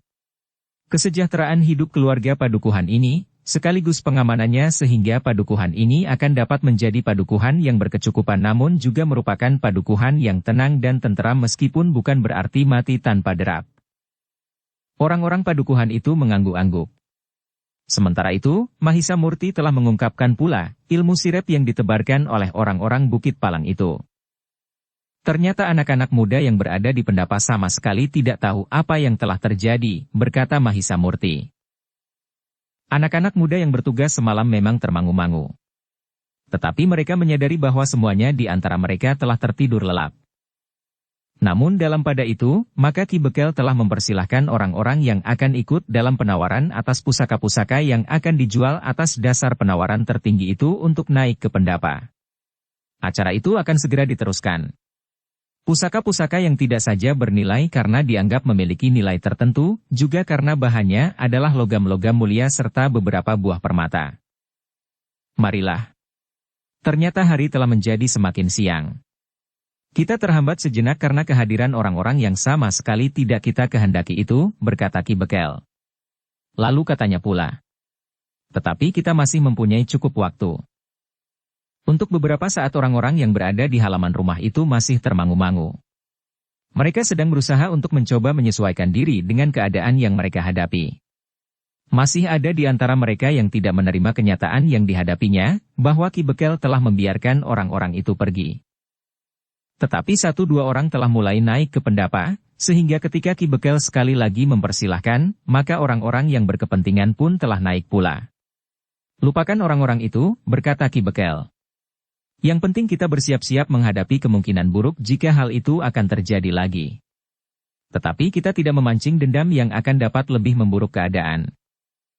Orang-orang itu tidak menjawab. Mereka mencoba untuk mengerti bahwa padukuhan mereka jangan menjadi sasaran dendam orang-orang Bukit Palang. Dalam pada itu maka Ki Bekel pun telah mulai berbicara tentang pusaka-pusaka itu. Ki Bekel mulai menawarkan pusaka-pusaka itu kepada orang-orang yang termasuk orang-orang berada di padukuhan itu. Mula-mula sebuah keris yang berpendok emas. Keris yang dianggap mempunyai pengaruh untuk menenangkan kehidupan keluarga. Namun seandainya orang tidak memperhitungkan tuah itu, emas itu pun tentu sudah bernilai tinggi. Demikianlah, satu demi satu pusaka-pusaka itu telah terjual kepada penawar tertinggi, sehingga akhirnya dapat terkumpul uang cukup banyak. Akhirnya, kita berhasil, berkata Ki Bekel. Selama ini kita tidak pernah membayangkan bahwa kita akan dapat membuat padukuhan ini menjadi padukuhan yang terbaik bukan saja di seluruh Kademangan, tetapi di seluruh Pakuan ini. Orang-orang padukuhan itu pun ikut merasa bangga, bahwa hari itu mereka telah dapat mengumpulkan uang yang akan dapat mereka pergunakan sebaik-baiknya. Sementara itu pusaka-pusaka nenek tua itu tidak terlepas dari padukuhan itu, karena akhirnya semuanya jatuh ke tangan orang-orang padukuhan itu yang berani memberikan penawaran tertinggi. Mereka menganggap bahwa uang yang mereka serahkan untuk membeli pusaka-pusaka itu akhirnya sebagian akan kembali kepada mereka pula meskipun dalam wujud yang lain. Demikianlah, maka menjelang senja, semuanya telah selesai. Uang telah terkumpul dan orang-orang pun telah meninggalkan halaman rumah itu. Ki Bekel yang masih tinggal bersama beberapa orang bebahu, sempat minum minuman panas bersama anak-anak muda yang mengaku pengembara itu. Maaf Nek, berkata Ki Bekel sambil menghirup minuman hangatnya. Menurut rencana kami, lewat tengah hari semuanya harus sudah selesai. Tetapi penjualan pusaka-pusaka itu ternyata tertunda. Menjelang tengah hari kita baru dapat mulai sehingga hampir senja kita baru selesai. Justru tengah hari baru bersiap-siap, berkata salah seorang bebahu. Ki Bekel mengangguk-angguk. Tetapi katanya, namun kita berhasil dengan baik. Uang terkumpul cukup banyak. Sementara itu kita mempunyai banjar padukuhan yang besar dan tidak ada duanya. Ukiran dengan perada dan sungging yang rumit. Sementara kita dapat melengkapi yang masih diperlukan sebagai banjar padukuhan dengan uang yang kita dapatkan hari ini. Bahkan kita akan dapat memperbaiki pintu gerbang padukuhan, berkata seorang bebahu. Ya. Kita dapat membuat apa saja yang kita inginkan, berkata yang lain. Tetapi Ki Bekel berkata. Benar. Tetapi kita harus membuat perencanaan yang matang. Apa yang akan kita buat lebih dahulu? Gapura? Menghiasi padukuhan ini dengan rontek dan umbul-umbul sepanjang tahun? Atau kita lebih mementingkan kepentingan yang lebih mendesak misalnya memperbaiki parit dan jembatan, sehingga pedati kita akan dapat menjelajahi keluar padukuhan dengan membawa hasil bumi? Atau membuat apa saja? Nah, kita tidak perlu tergesa-gesa. Uang ini tidak akan hilang. Kita akan menyimpan sebaik-baiknya di bawah pengawasan yang benar-benar meyakinkan. Beberapa orang bebahu itu saling berpandangan. Sementara Ki Bekel berkata, kita akan menitipkan uang ini di rumah yang akan kita jadikan banjar ini. Anak-anak muda yang tinggal di rumah ini akan dapat kita percaya sepenuhnya, sehingga tidak seorang pun yang akan pernah dapat mengambil uang itu. Tetapi tiba-tiba saja Mahisa Murti menyahut. Nanti dulu Ki Bekel. Kami berterima kasih atas kepercayaan Ki Bekel. Tetapi dalam waktu dekat, kami akan meninggalkan padukuhan ini. Meneruskan perjalanan kami yang masih jauh. Ki Bekel tertawa. Katanya, anak-anak muda akan menjadi penghuni padukuhan ini. Kalian tidak usah kembali ke pagar rampak. Mahisa Murti tersenyum. Katanya, kami bukan orang dari pagar rampak. Bahkan agaknya nama itu pun tidak pernah didengar orang sebelumnya, karena aku asal saja mengucapkannya. Orang-orang yang mendengarnya menjadi termangu-mangu sejenak. Bahkan Ki Bekel seakan-akan tidak percaya mendengar keterangan itu. Karena itu, maka ia pun telah bertanya. Jadi dari mana sebenarnya anak-anak muda ini? Kami adalah pengembara yang tidak berasal dari tempat yang banyak dikenal orang. Karena itu, maka kami dapat menyatakan diri kami sebagai orang-orang kabur Kanginan, jawab Mahisa Murti. Jika demikian maka kenapa kalian tidak bersedia tinggal di padukuhan ini saja? Bertanya Ki Bekel pula. Maaf Ki Bekel, jawab Mahisa Murti. Kami tidak akan dapat hinggap terlalu lama di satu tempat. Tetapi jika kalian meninggalkan tempat ini, maka kemungkinan buruk akan terjadi di sini, berkata Ki Bekel. Uang hasil penjualan benda-benda berharga itu dan bahkan orang-orang yang telah membeli benda-benda berharga itu pun terancam. Tentu tidak, berkata Mahisa Murti. Jika orang-orang padukuhan ini menyadari, maka akan tersusun kekuatan yang sangat besar. Orang-orang yang berhasil memiliki benda-benda berharga itu akan ikut mempertahankan hak mereka bersama semua anak-anak muda di padukuhan ini. Tetapi sebagaimana kalian lihat, apa yang dapat mereka lakukan adalah sekedar berteriak-teriak, mengacukan senjata dan kemudian berloncatan surut jika kulitnya terluka, berkata Ki Bekel. Mahisa Murti mengerti pernyataan Ki Bekel itu. Di padukuhan itu memang tidak banyak orang yang memiliki kemampuan bermain senjata. Tetapi tiba-tiba Mahisa Murti teringat dua orang yang memiliki kelebihan. Bahkan mungkin lebih baik dari Ki Bekel sendiri. Karena itu, maka Mahisa Murti pun telah menyebut kedua orang itu dengan ciri-cirinya. Mereka akan dapat menuntun kawan-kawannya mempelajari olah kanuragan, berkata Mahisa Murti. Ki Bekel menjadi agak bingung. Ia tidak tahu siapa yang dimaksudkan oleh anak muda itu. Namun seorang bebahu telah menjawab. Keduanya adalah adik-adikku. Nah, berkata Mahisa Murti pula. Satu kebetulan. Keduanya tentu akan bersedia menjadi kiblat kekuatan padukuhan ini. Ki Bekel mengangguk-angguk. Ia pun kemudian bertanya kepada bebahu itu. Bagaimana pendapatmu? Bebahu itu menarik nafas dalam-dalam. Hampir saja kedua adiknya harus bertempur sebelum peristiwa itu terjadi. Namun bahwa Mahisa Murti telah menunjuk kedua adiknya itu pun telah memberikan kebanggaan kepadanya.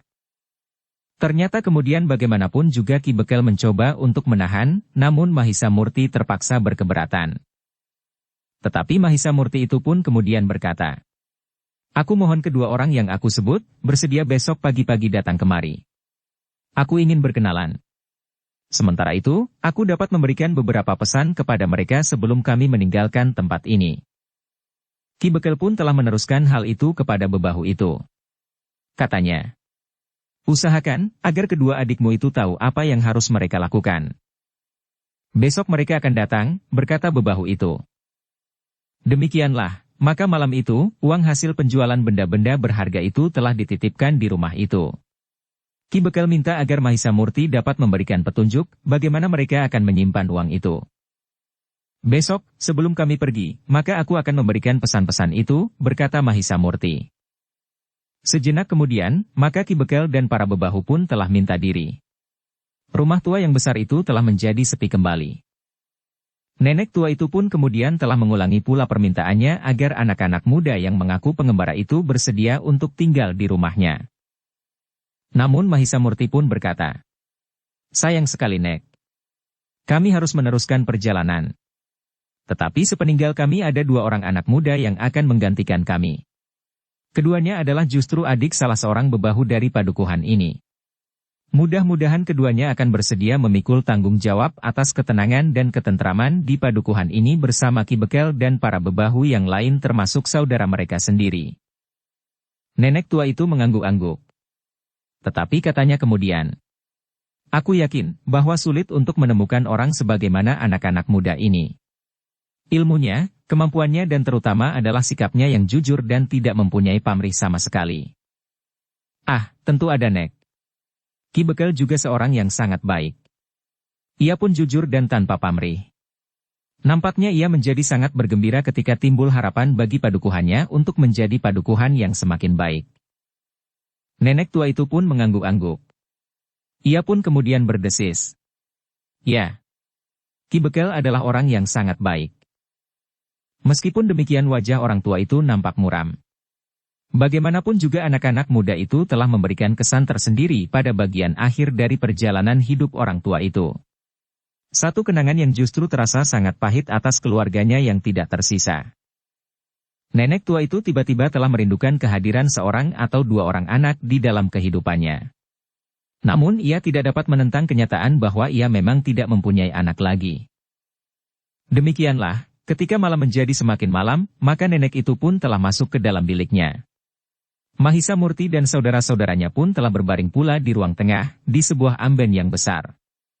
Di antara mereka terdapat sebuah peti untuk menyimpan uang hasil penjualan benda-benda berharga yang dilakukan di pendapa rumah itu, setelah tertunda beberapa saat karena terjadi kerusuhan.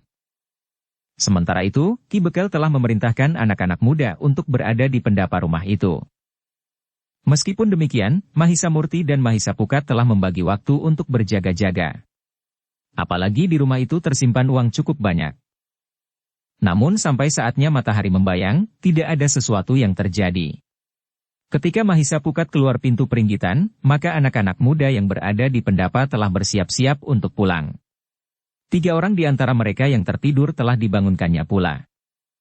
Ketika fajar kemudian menyingsing, maka nenek tua itu pun telah terbangun pula dan setelah pergi pakiwan, maka ia pun telah mengisi tempayan dengan air. Sejenak kemudian nenek tua itu telah merebus air dan bahkan menanak nasi. Sementara itu, maka Mahisa Semu, Wantilan dan Mahisa Amping pun telah terbangun pula.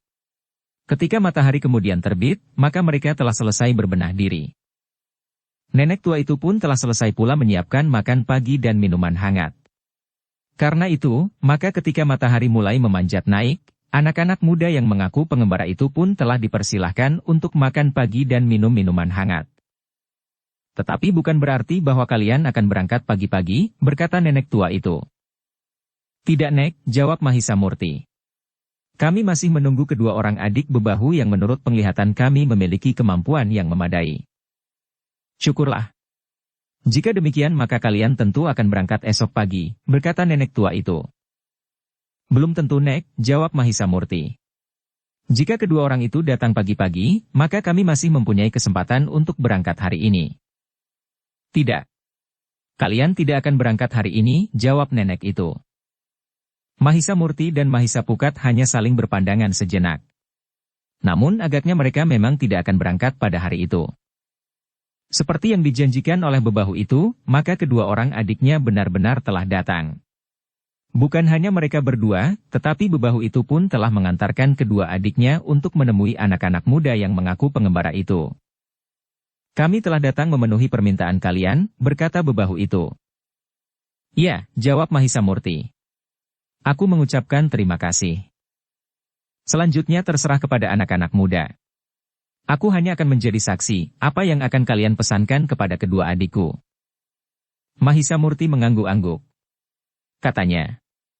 Namun sebelumnya kami ingin tahu tataran kemampuan kedua adikmu. Dengan demikian kami akan dapat mengambil kesimpulan, di tataran manakah kami akan menarik garis pesan kepada mereka. Silahkan. Silahkan, berkata bebahu itu. Mahisa Murti telah mengajak kedua orang adik bebahu itu pergi ke kebun belakang, agar segala sesuatunya tidak dilihat orang yang berjalan di luar regol. Meskipun seandainya regol itu ditutup, namun suaranya tentu akan terdengar dari luar dinding halaman itu. Di belakang rumah, kedua orang itu telah berhadapan dengan Mahisa Murti dan Mahisa Pukat. Marilah, berkata Mahisa Murti. Kami akan melihat, sampai di mana tingkat kemampuan kalian. Tawaran untuk menjajaki kemampuan kedua adik bebahu itu telah menggembirakan hati mereka. Sebenarnya lah ada keinginan mereka untuk membuat perbandingan ilmu dengan anak-anak muda yang mengaku pengembara itu. Apakah benar ilmu mereka cukup tinggi sehingga keduanya pantas untuk dikagumi? Pertanyaan itu telah bergejolak di dalam hati kedua orang adik bebahu itu. Mereka masih juga beranggapan ada kemungkinan mereka akan dapat mengalahkan keduanya. Apabila salah seorang dari mereka menang atas orang yang menyebut dirinya Gegeduk dari Bukit Palang, sebenarnya lah ilmu Gegeduk itulah yang masih sangat dangkal. Selain itu, ternyata orang-orang dari Bukit Palang memang tidak memiliki daya tahan tubuh yang memadai, sehingga mereka cepat sekali menjadi letih. Demikianlah, maka Mahisa Murti telah berhadapan dengan yang tertua di antara keduanya, sementara Mahisa Pukat berhadapan dengan yang muda. Sejenak mereka masih berdiri tegak sambil mempersiapkan diri. Dengan nada rendah Mahisa Murti berkata, kita hanya akan melihat tataran dari kemampuan kita. Karena dengan demikian kita sudah dapat menjajaki kemampuan kita masing-masing. Kedua orang itu tidak menjawab. Tetapi mereka agaknya berpendirian lain. Mereka tidak hanya sekedar ingin menjajaki tataran ilmu mereka, namun mereka benar-benar ingin melakukan perbandingan ilmu, siapakah yang terbaik di antara mereka. Demikianlah, sejenak kemudian maka keduanya mulai bergerak. Mahisa Murti dan Mahisa Pukat pun telah mempersiapkan diri. Ketika yang tertua di antara kedua orang itu mulai meloncat menyerang, maka Mahisa Murti pun mulai bergerak pula bukan saja menghindar, tetapi juga mulai menyerang meskipun terbatas pada sekedar penjajagan. Semakin lama mereka pun bergerak semakin cepat. Baik Mahisa Murti maupun Mahisa Pukat telah mencoba meningkatkan kecepatan gerak mereka untuk memancing tingkat kemampuan kedua orang kakak beradik itu. Tetapi baik Mahisa Murti maupun Mahisa Pukat terkejut ketika mereka mengalami serangan yang bukan saja cepat, tetapi juga kuat. Ayunan serangan yang menggetarkan udara sehingga dengan demikian Mahisa Murti dan Mahisa Pukat menyadari bahwa lawannya telah berusaha untuk menunjukkan bukan saja tataran kemampuan mereka, tetapi juga tingkat kemampuan dan ilmu mereka dalam olah kanuragan. Mahisa Murti dan Mahisa Pukat masih menganggap hal itu wajar, karena keduanya ingin menunjukkan segala-galanya yang mereka miliki. Keduanya agaknya ingin menunjukkan segenap kemampuan dan ilmu mereka karena mereka merasa ragu bahwa sekedar mengenal tataran ilmu masih belum cukup meyakinkan. Dengan demikian, maka baik Mahisa Murti maupun Mahisa Pukat masih saja memancing agar kedua orang itu melepaskan landasan ilmu mereka sampai tingkat yang tertinggi. Namun kemudian Mahisa Murti dan Mahisa Pukat merasa bahwa serangan-serangan kedua orang itu nampak semakin keras. Mereka bergerak semakin cepat dan terasa mereka telah menjadi semakin bersungguh-sungguh. Mahisa Murti dan Mahisa Pukat masih selalu menyesuaikan diri. Namun akhirnya keduanya menyadari bahwa kedua orang itu bukan saja ingin menunjukkan tataran tertinggi dari kemampuannya, tetapi mereka benar-benar ingin memperbandingkan ilmu mereka dengan kedua orang anak muda itu. Tetapi Mahisa Murti dan Mahisa Pukat, pada usianya yang masih muda itu telah menjadi cukup dewasa dalam olah kanuragan. Karena itu, mereka tidak cepat menjadi terbakar karena tingkah laku kedua orang kakak beradik itu. Bahkan keduanya berniat untuk melayani mereka sampai ke batas yang tertinggi dari keduanya. Namun dengan demikian baik Mahisa Murti maupun Mahisa Pukat tidak lagi memancing keduanya dengan meningkatkan ilmu mereka mendahului keduanya. Tetapi Mahisa Murti dan Mahisa Pukat kemudian cenderung untuk mengikuti tingkat kemampuan kedua orang kakak beradik itu. Sebenarnya lah kedua orang itu telah berusaha mengatasi kemampuan ilmu Mahisa Murti dan Mahisa Pukat. Mereka ingin menunjukkan bahwa mereka memiliki kemampuan untuk tampil sebagaimana kedua orang anak muda yang mengaku pengembara itu. Seandainya tanpa mereka, kedua orang itu akan dapat mengatasi orang yang menyebut dirinya gegeduk dari Bukit Palang itu. Dengan demikian maka kedua orang itu telah meningkatkan kemampuan mereka sehingga akhirnya mereka benar-benar telah sampai ke puncak. Namun keduanya sama sekali tidak berhasil mengatasi dan apalagi menguasai kedua orang anak muda pengembara itu. Bahkan meskipun keduanya sudah sampai pada tingkat tertinggi dari kemampuan mereka, kedua anak muda itu nampaknya masih belum bersungguh-sungguh. Keringat telah membasahi seluruh tubuh kedua orang itu. Bukan saja karena mereka telah mengerahkan segenap tenaga dan kemampuan mereka, tetapi juga karena mereka merasa gelisah. Mereka merasa semakin lama justru menjadi semakin kecil di hadapan anak-anak muda pengembara yang masih saja tersenyum-senyum melihat kedua orang itu hampir kehabisan nafas. Tetapi Mahisa Murti dan Mahisa Pukat tidak berniat untuk berhenti. Mereka pun tidak berusaha untuk menghentikan perlawanan keduanya dengan serangan-serangan yang langsung mengenai tubuh mereka. Sekali-sekali Mahisa Murti dan Mahisa Pukat memang telah menyentuh tubuh kedua orang itu. Tetapi tanpa menyakitinya. Mereka hanya ingin menunjukkan bahwa anak-anak muda itu tanpa mengalami kesulitan dapat mengenai mereka jika dikehendaki. Namun Mahisa Murti dan Mahisa Pukat kemudian hanya sekedar menunggu saatnya saja, sampai kapan keduanya akan menghentikan pertempuran itu. Untuk beberapa saat kedua orang itu masih bertahan. Mereka berusaha untuk sekali-sekali dapat mengenai tubuh anak-anak muda itu. Namun ternyata sulit untuk dapat berhasil. Bahkan justru anak-anak muda yang mengaku pengembara itulah yang justru semakin sering menyentuh tubuh mereka.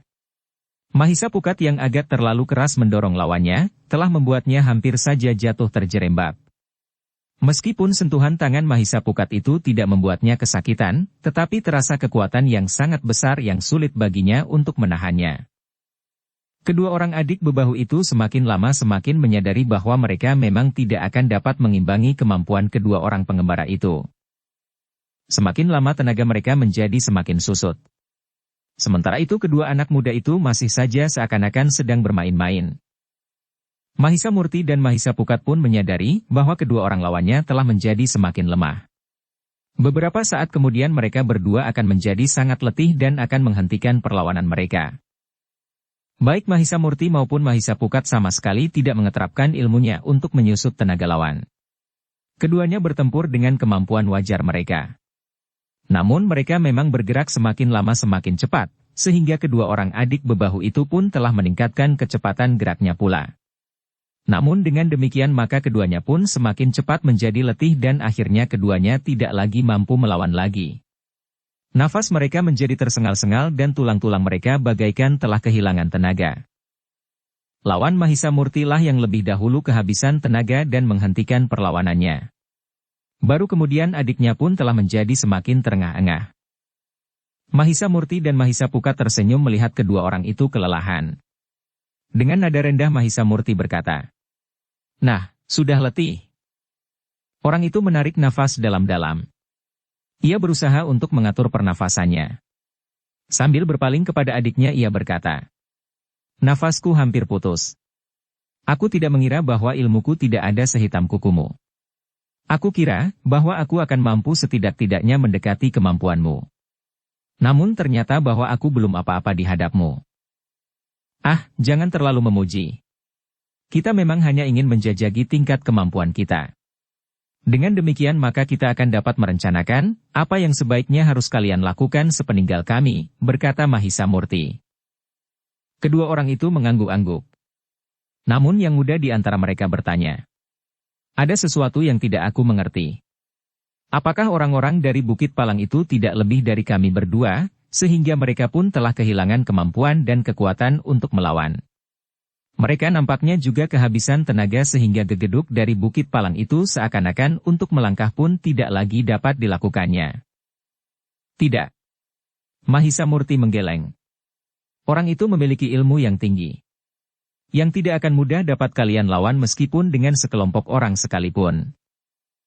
"Tetapi bukankah mereka juga menjadi letih dan nafasnya hampir terputus?" bertanya yang muda di antara kedua orang itu. "Tetapi bukan karena ia tidak berilmu. Jika ia menjadi kelelahan dan tidak berdaya, itu karena ada sebab yang lain," jawab Mahisa Murti. "Jadi kenapa?" bertanya yang tua. Mahisa Murti tersenyum. Katanya, "Sudahlah. Kau tidak perlu memikirkannya. Kau tidak dapat mengerti. Yang penting, apa yang sebaiknya kalian lakukan? Besok kami akan meninggalkan padukuhan ini." "Tetapi kenapa kita tidak membinasakan orang-orang Bukit Palang itu? Bukankah dengan demikian kekuatan mereka akan berkurang?" bertanya salah seorang dari kedua orang itu. "Bukankah Ki Bekal sudah memberikan penjelasan?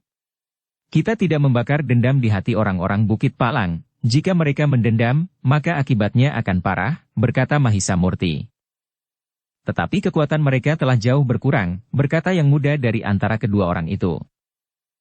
"Jika dendam itu membakar sisa-sisa orang-orang Bukit Palang, maka mereka tidak akan segan-segan minta bantuan kepada gerombolan-gerombolan yang lain.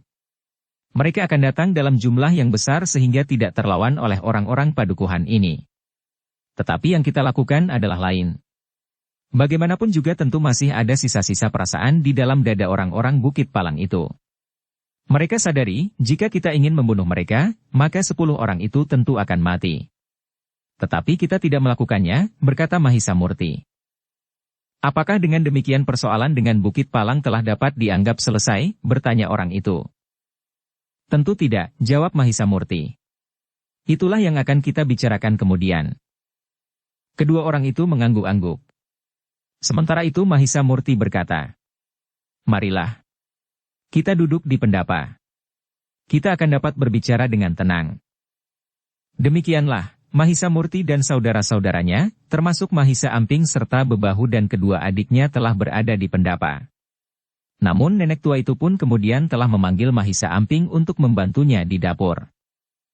Dengan nada rendah nenek itu bertanya, "Amping, apakah kau perlu ikut berbincang?" "Tidak Nek, tidak," jawab Mahisa Amping. "Nah, kau bantu nenek mempersiapkan minuman dan makanan, ya," minta nenek itu. "Iya, ya Nek.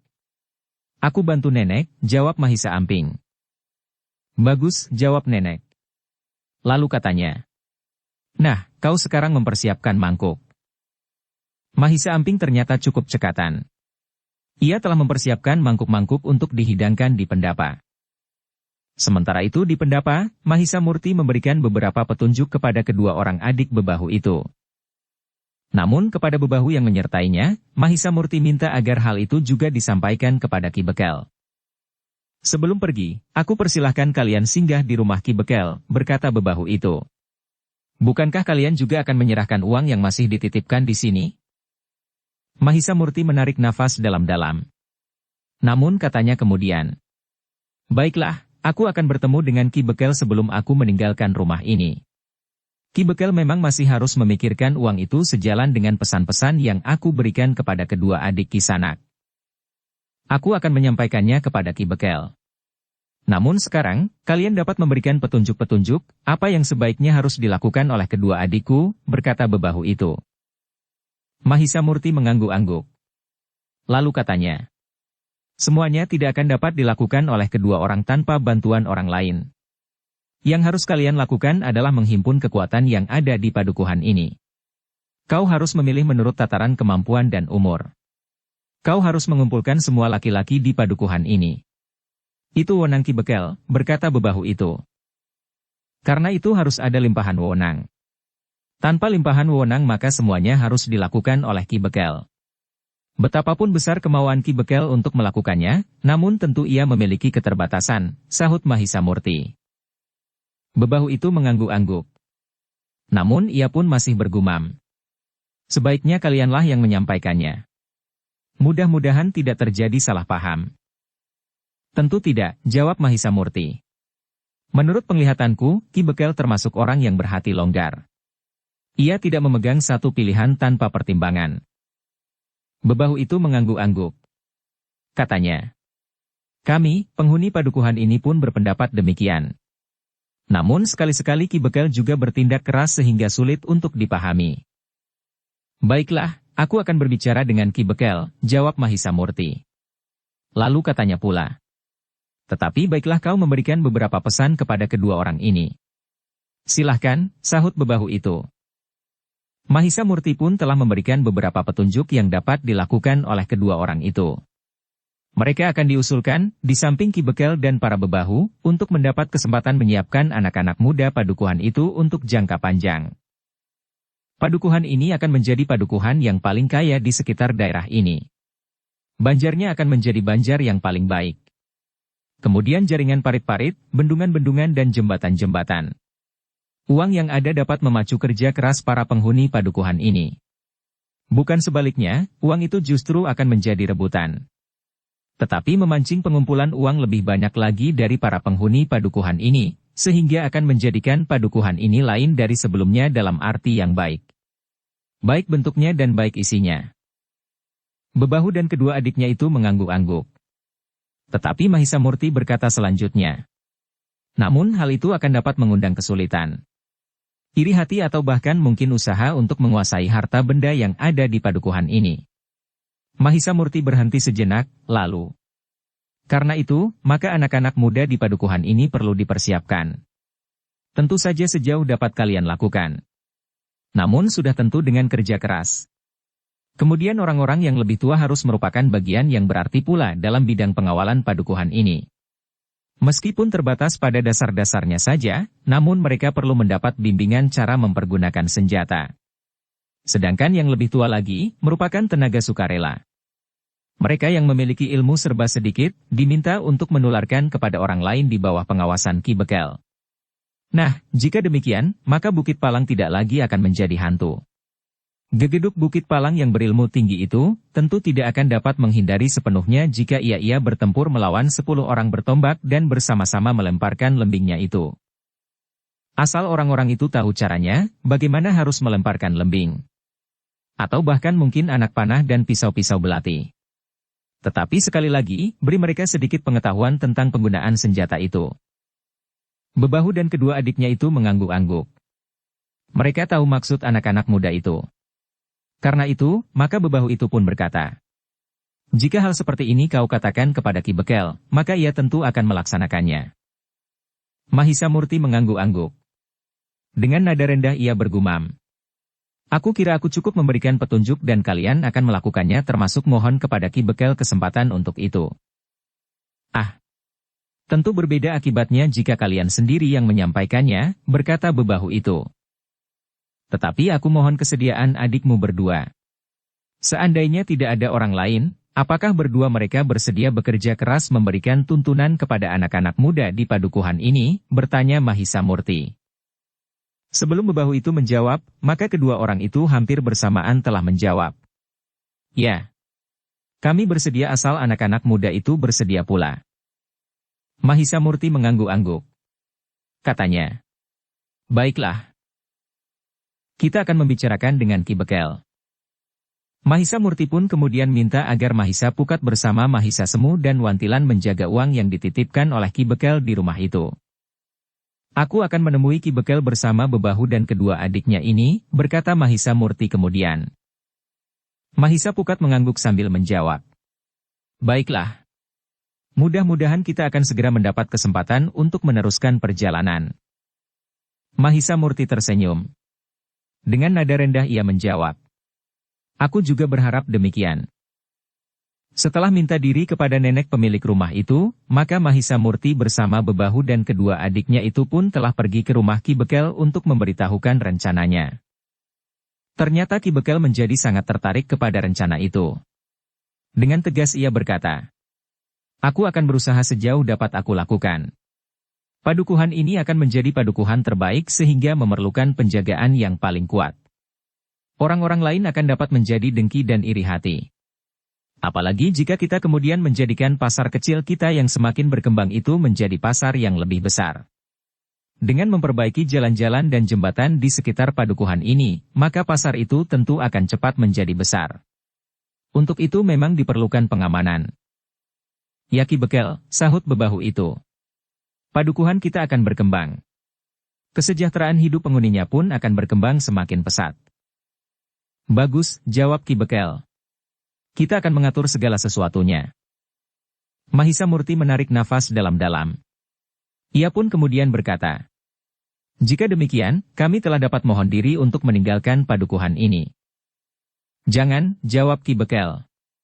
Kau harus memberikan latihan-latihan kepada anak-anak muda itu. Tetapi Mahisa Murti menggeleng.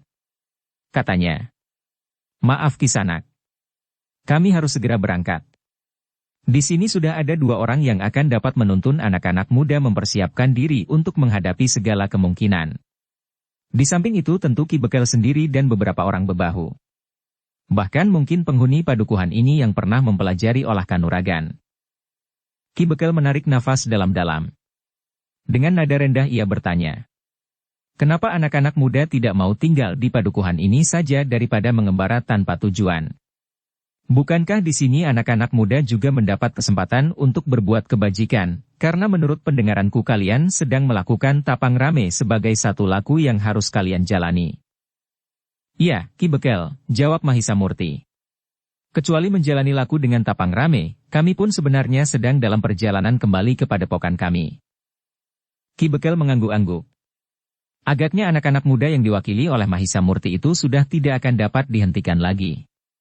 Karena itu, maka Ki Bekel pun berkata, jika demikian, maka aku akan minta kalian menunda 1 hari saja.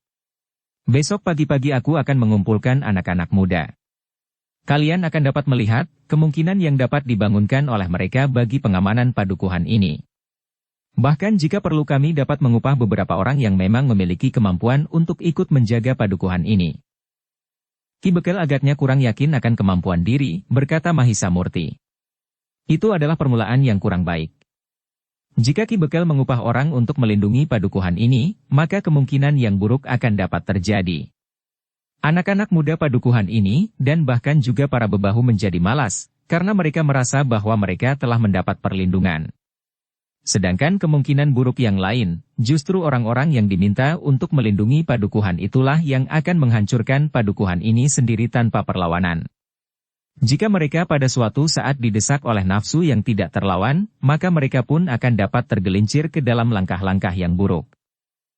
Ki Bekel mengangguk-angguk, sementara Mahisa Murti berkata, yakinkan diri Ki Bekel sendiri, bahwa padukuhan ini akan dapat menyelesaikan segala masalahnya sendiri.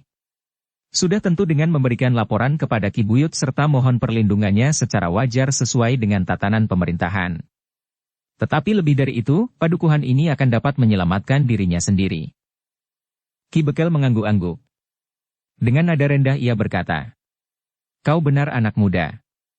Aku kadang-kadang kurang yakin akan kemampuan diri sendiri. Menghadapi perkembangan padukuhan ini yang aku bayangkan akan terjadi, maka kepercayaanku kembali terguncang." Peti berkata, "Yakinkan diri Ki Bekel sendiri, bahwa padukuhan ini akan dapat menyelesaikan segala masalahnya sendiri. Sudah tentu dengan memberikan laporan kepada Ki Buyut serta mohon perlindungannya secara wajar sesuai dengan tatanan pemerintahan. Tetapi lebih dari itu, padukuhan ini akan dapat menyelamatkan dirinya sendiri. Tetapi segala sesuatunya masih belum terlambat. Ki Bekel masih dapat memulainya sejak hari ini," berkata Mahisa Murti. Ki Bekel tersenyum sambil menjawab, "Ya. Ya. Kita akan memulainya."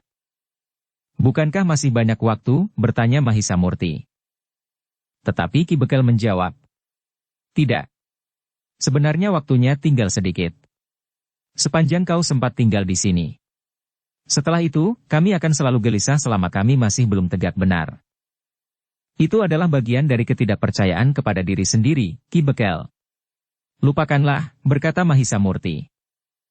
"Tetapi kita jangan mengingkari kenyataan," jawab Ki Bekel. "Jika besok kita baru mulai dengan mengumpulkan anak-anak muda, apakah itu berarti bahwa kita sudah mampu berdiri tegak?" Mahisa Murti mengangguk-angguk. Namun katanya, "Ki Bekel benar. Tetapi masih ada jalan lain. Selama ini, seperti aku katakan sudah ada beberapa orang yang pantas diandalkan. Ki Bekel dan para bebahu.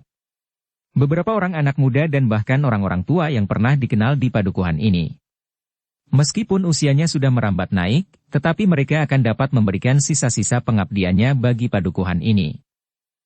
Ki Bekel menarik nafas dalam-dalam. Sambil mengangguk-angguk ia berkata, "Ya. Ya.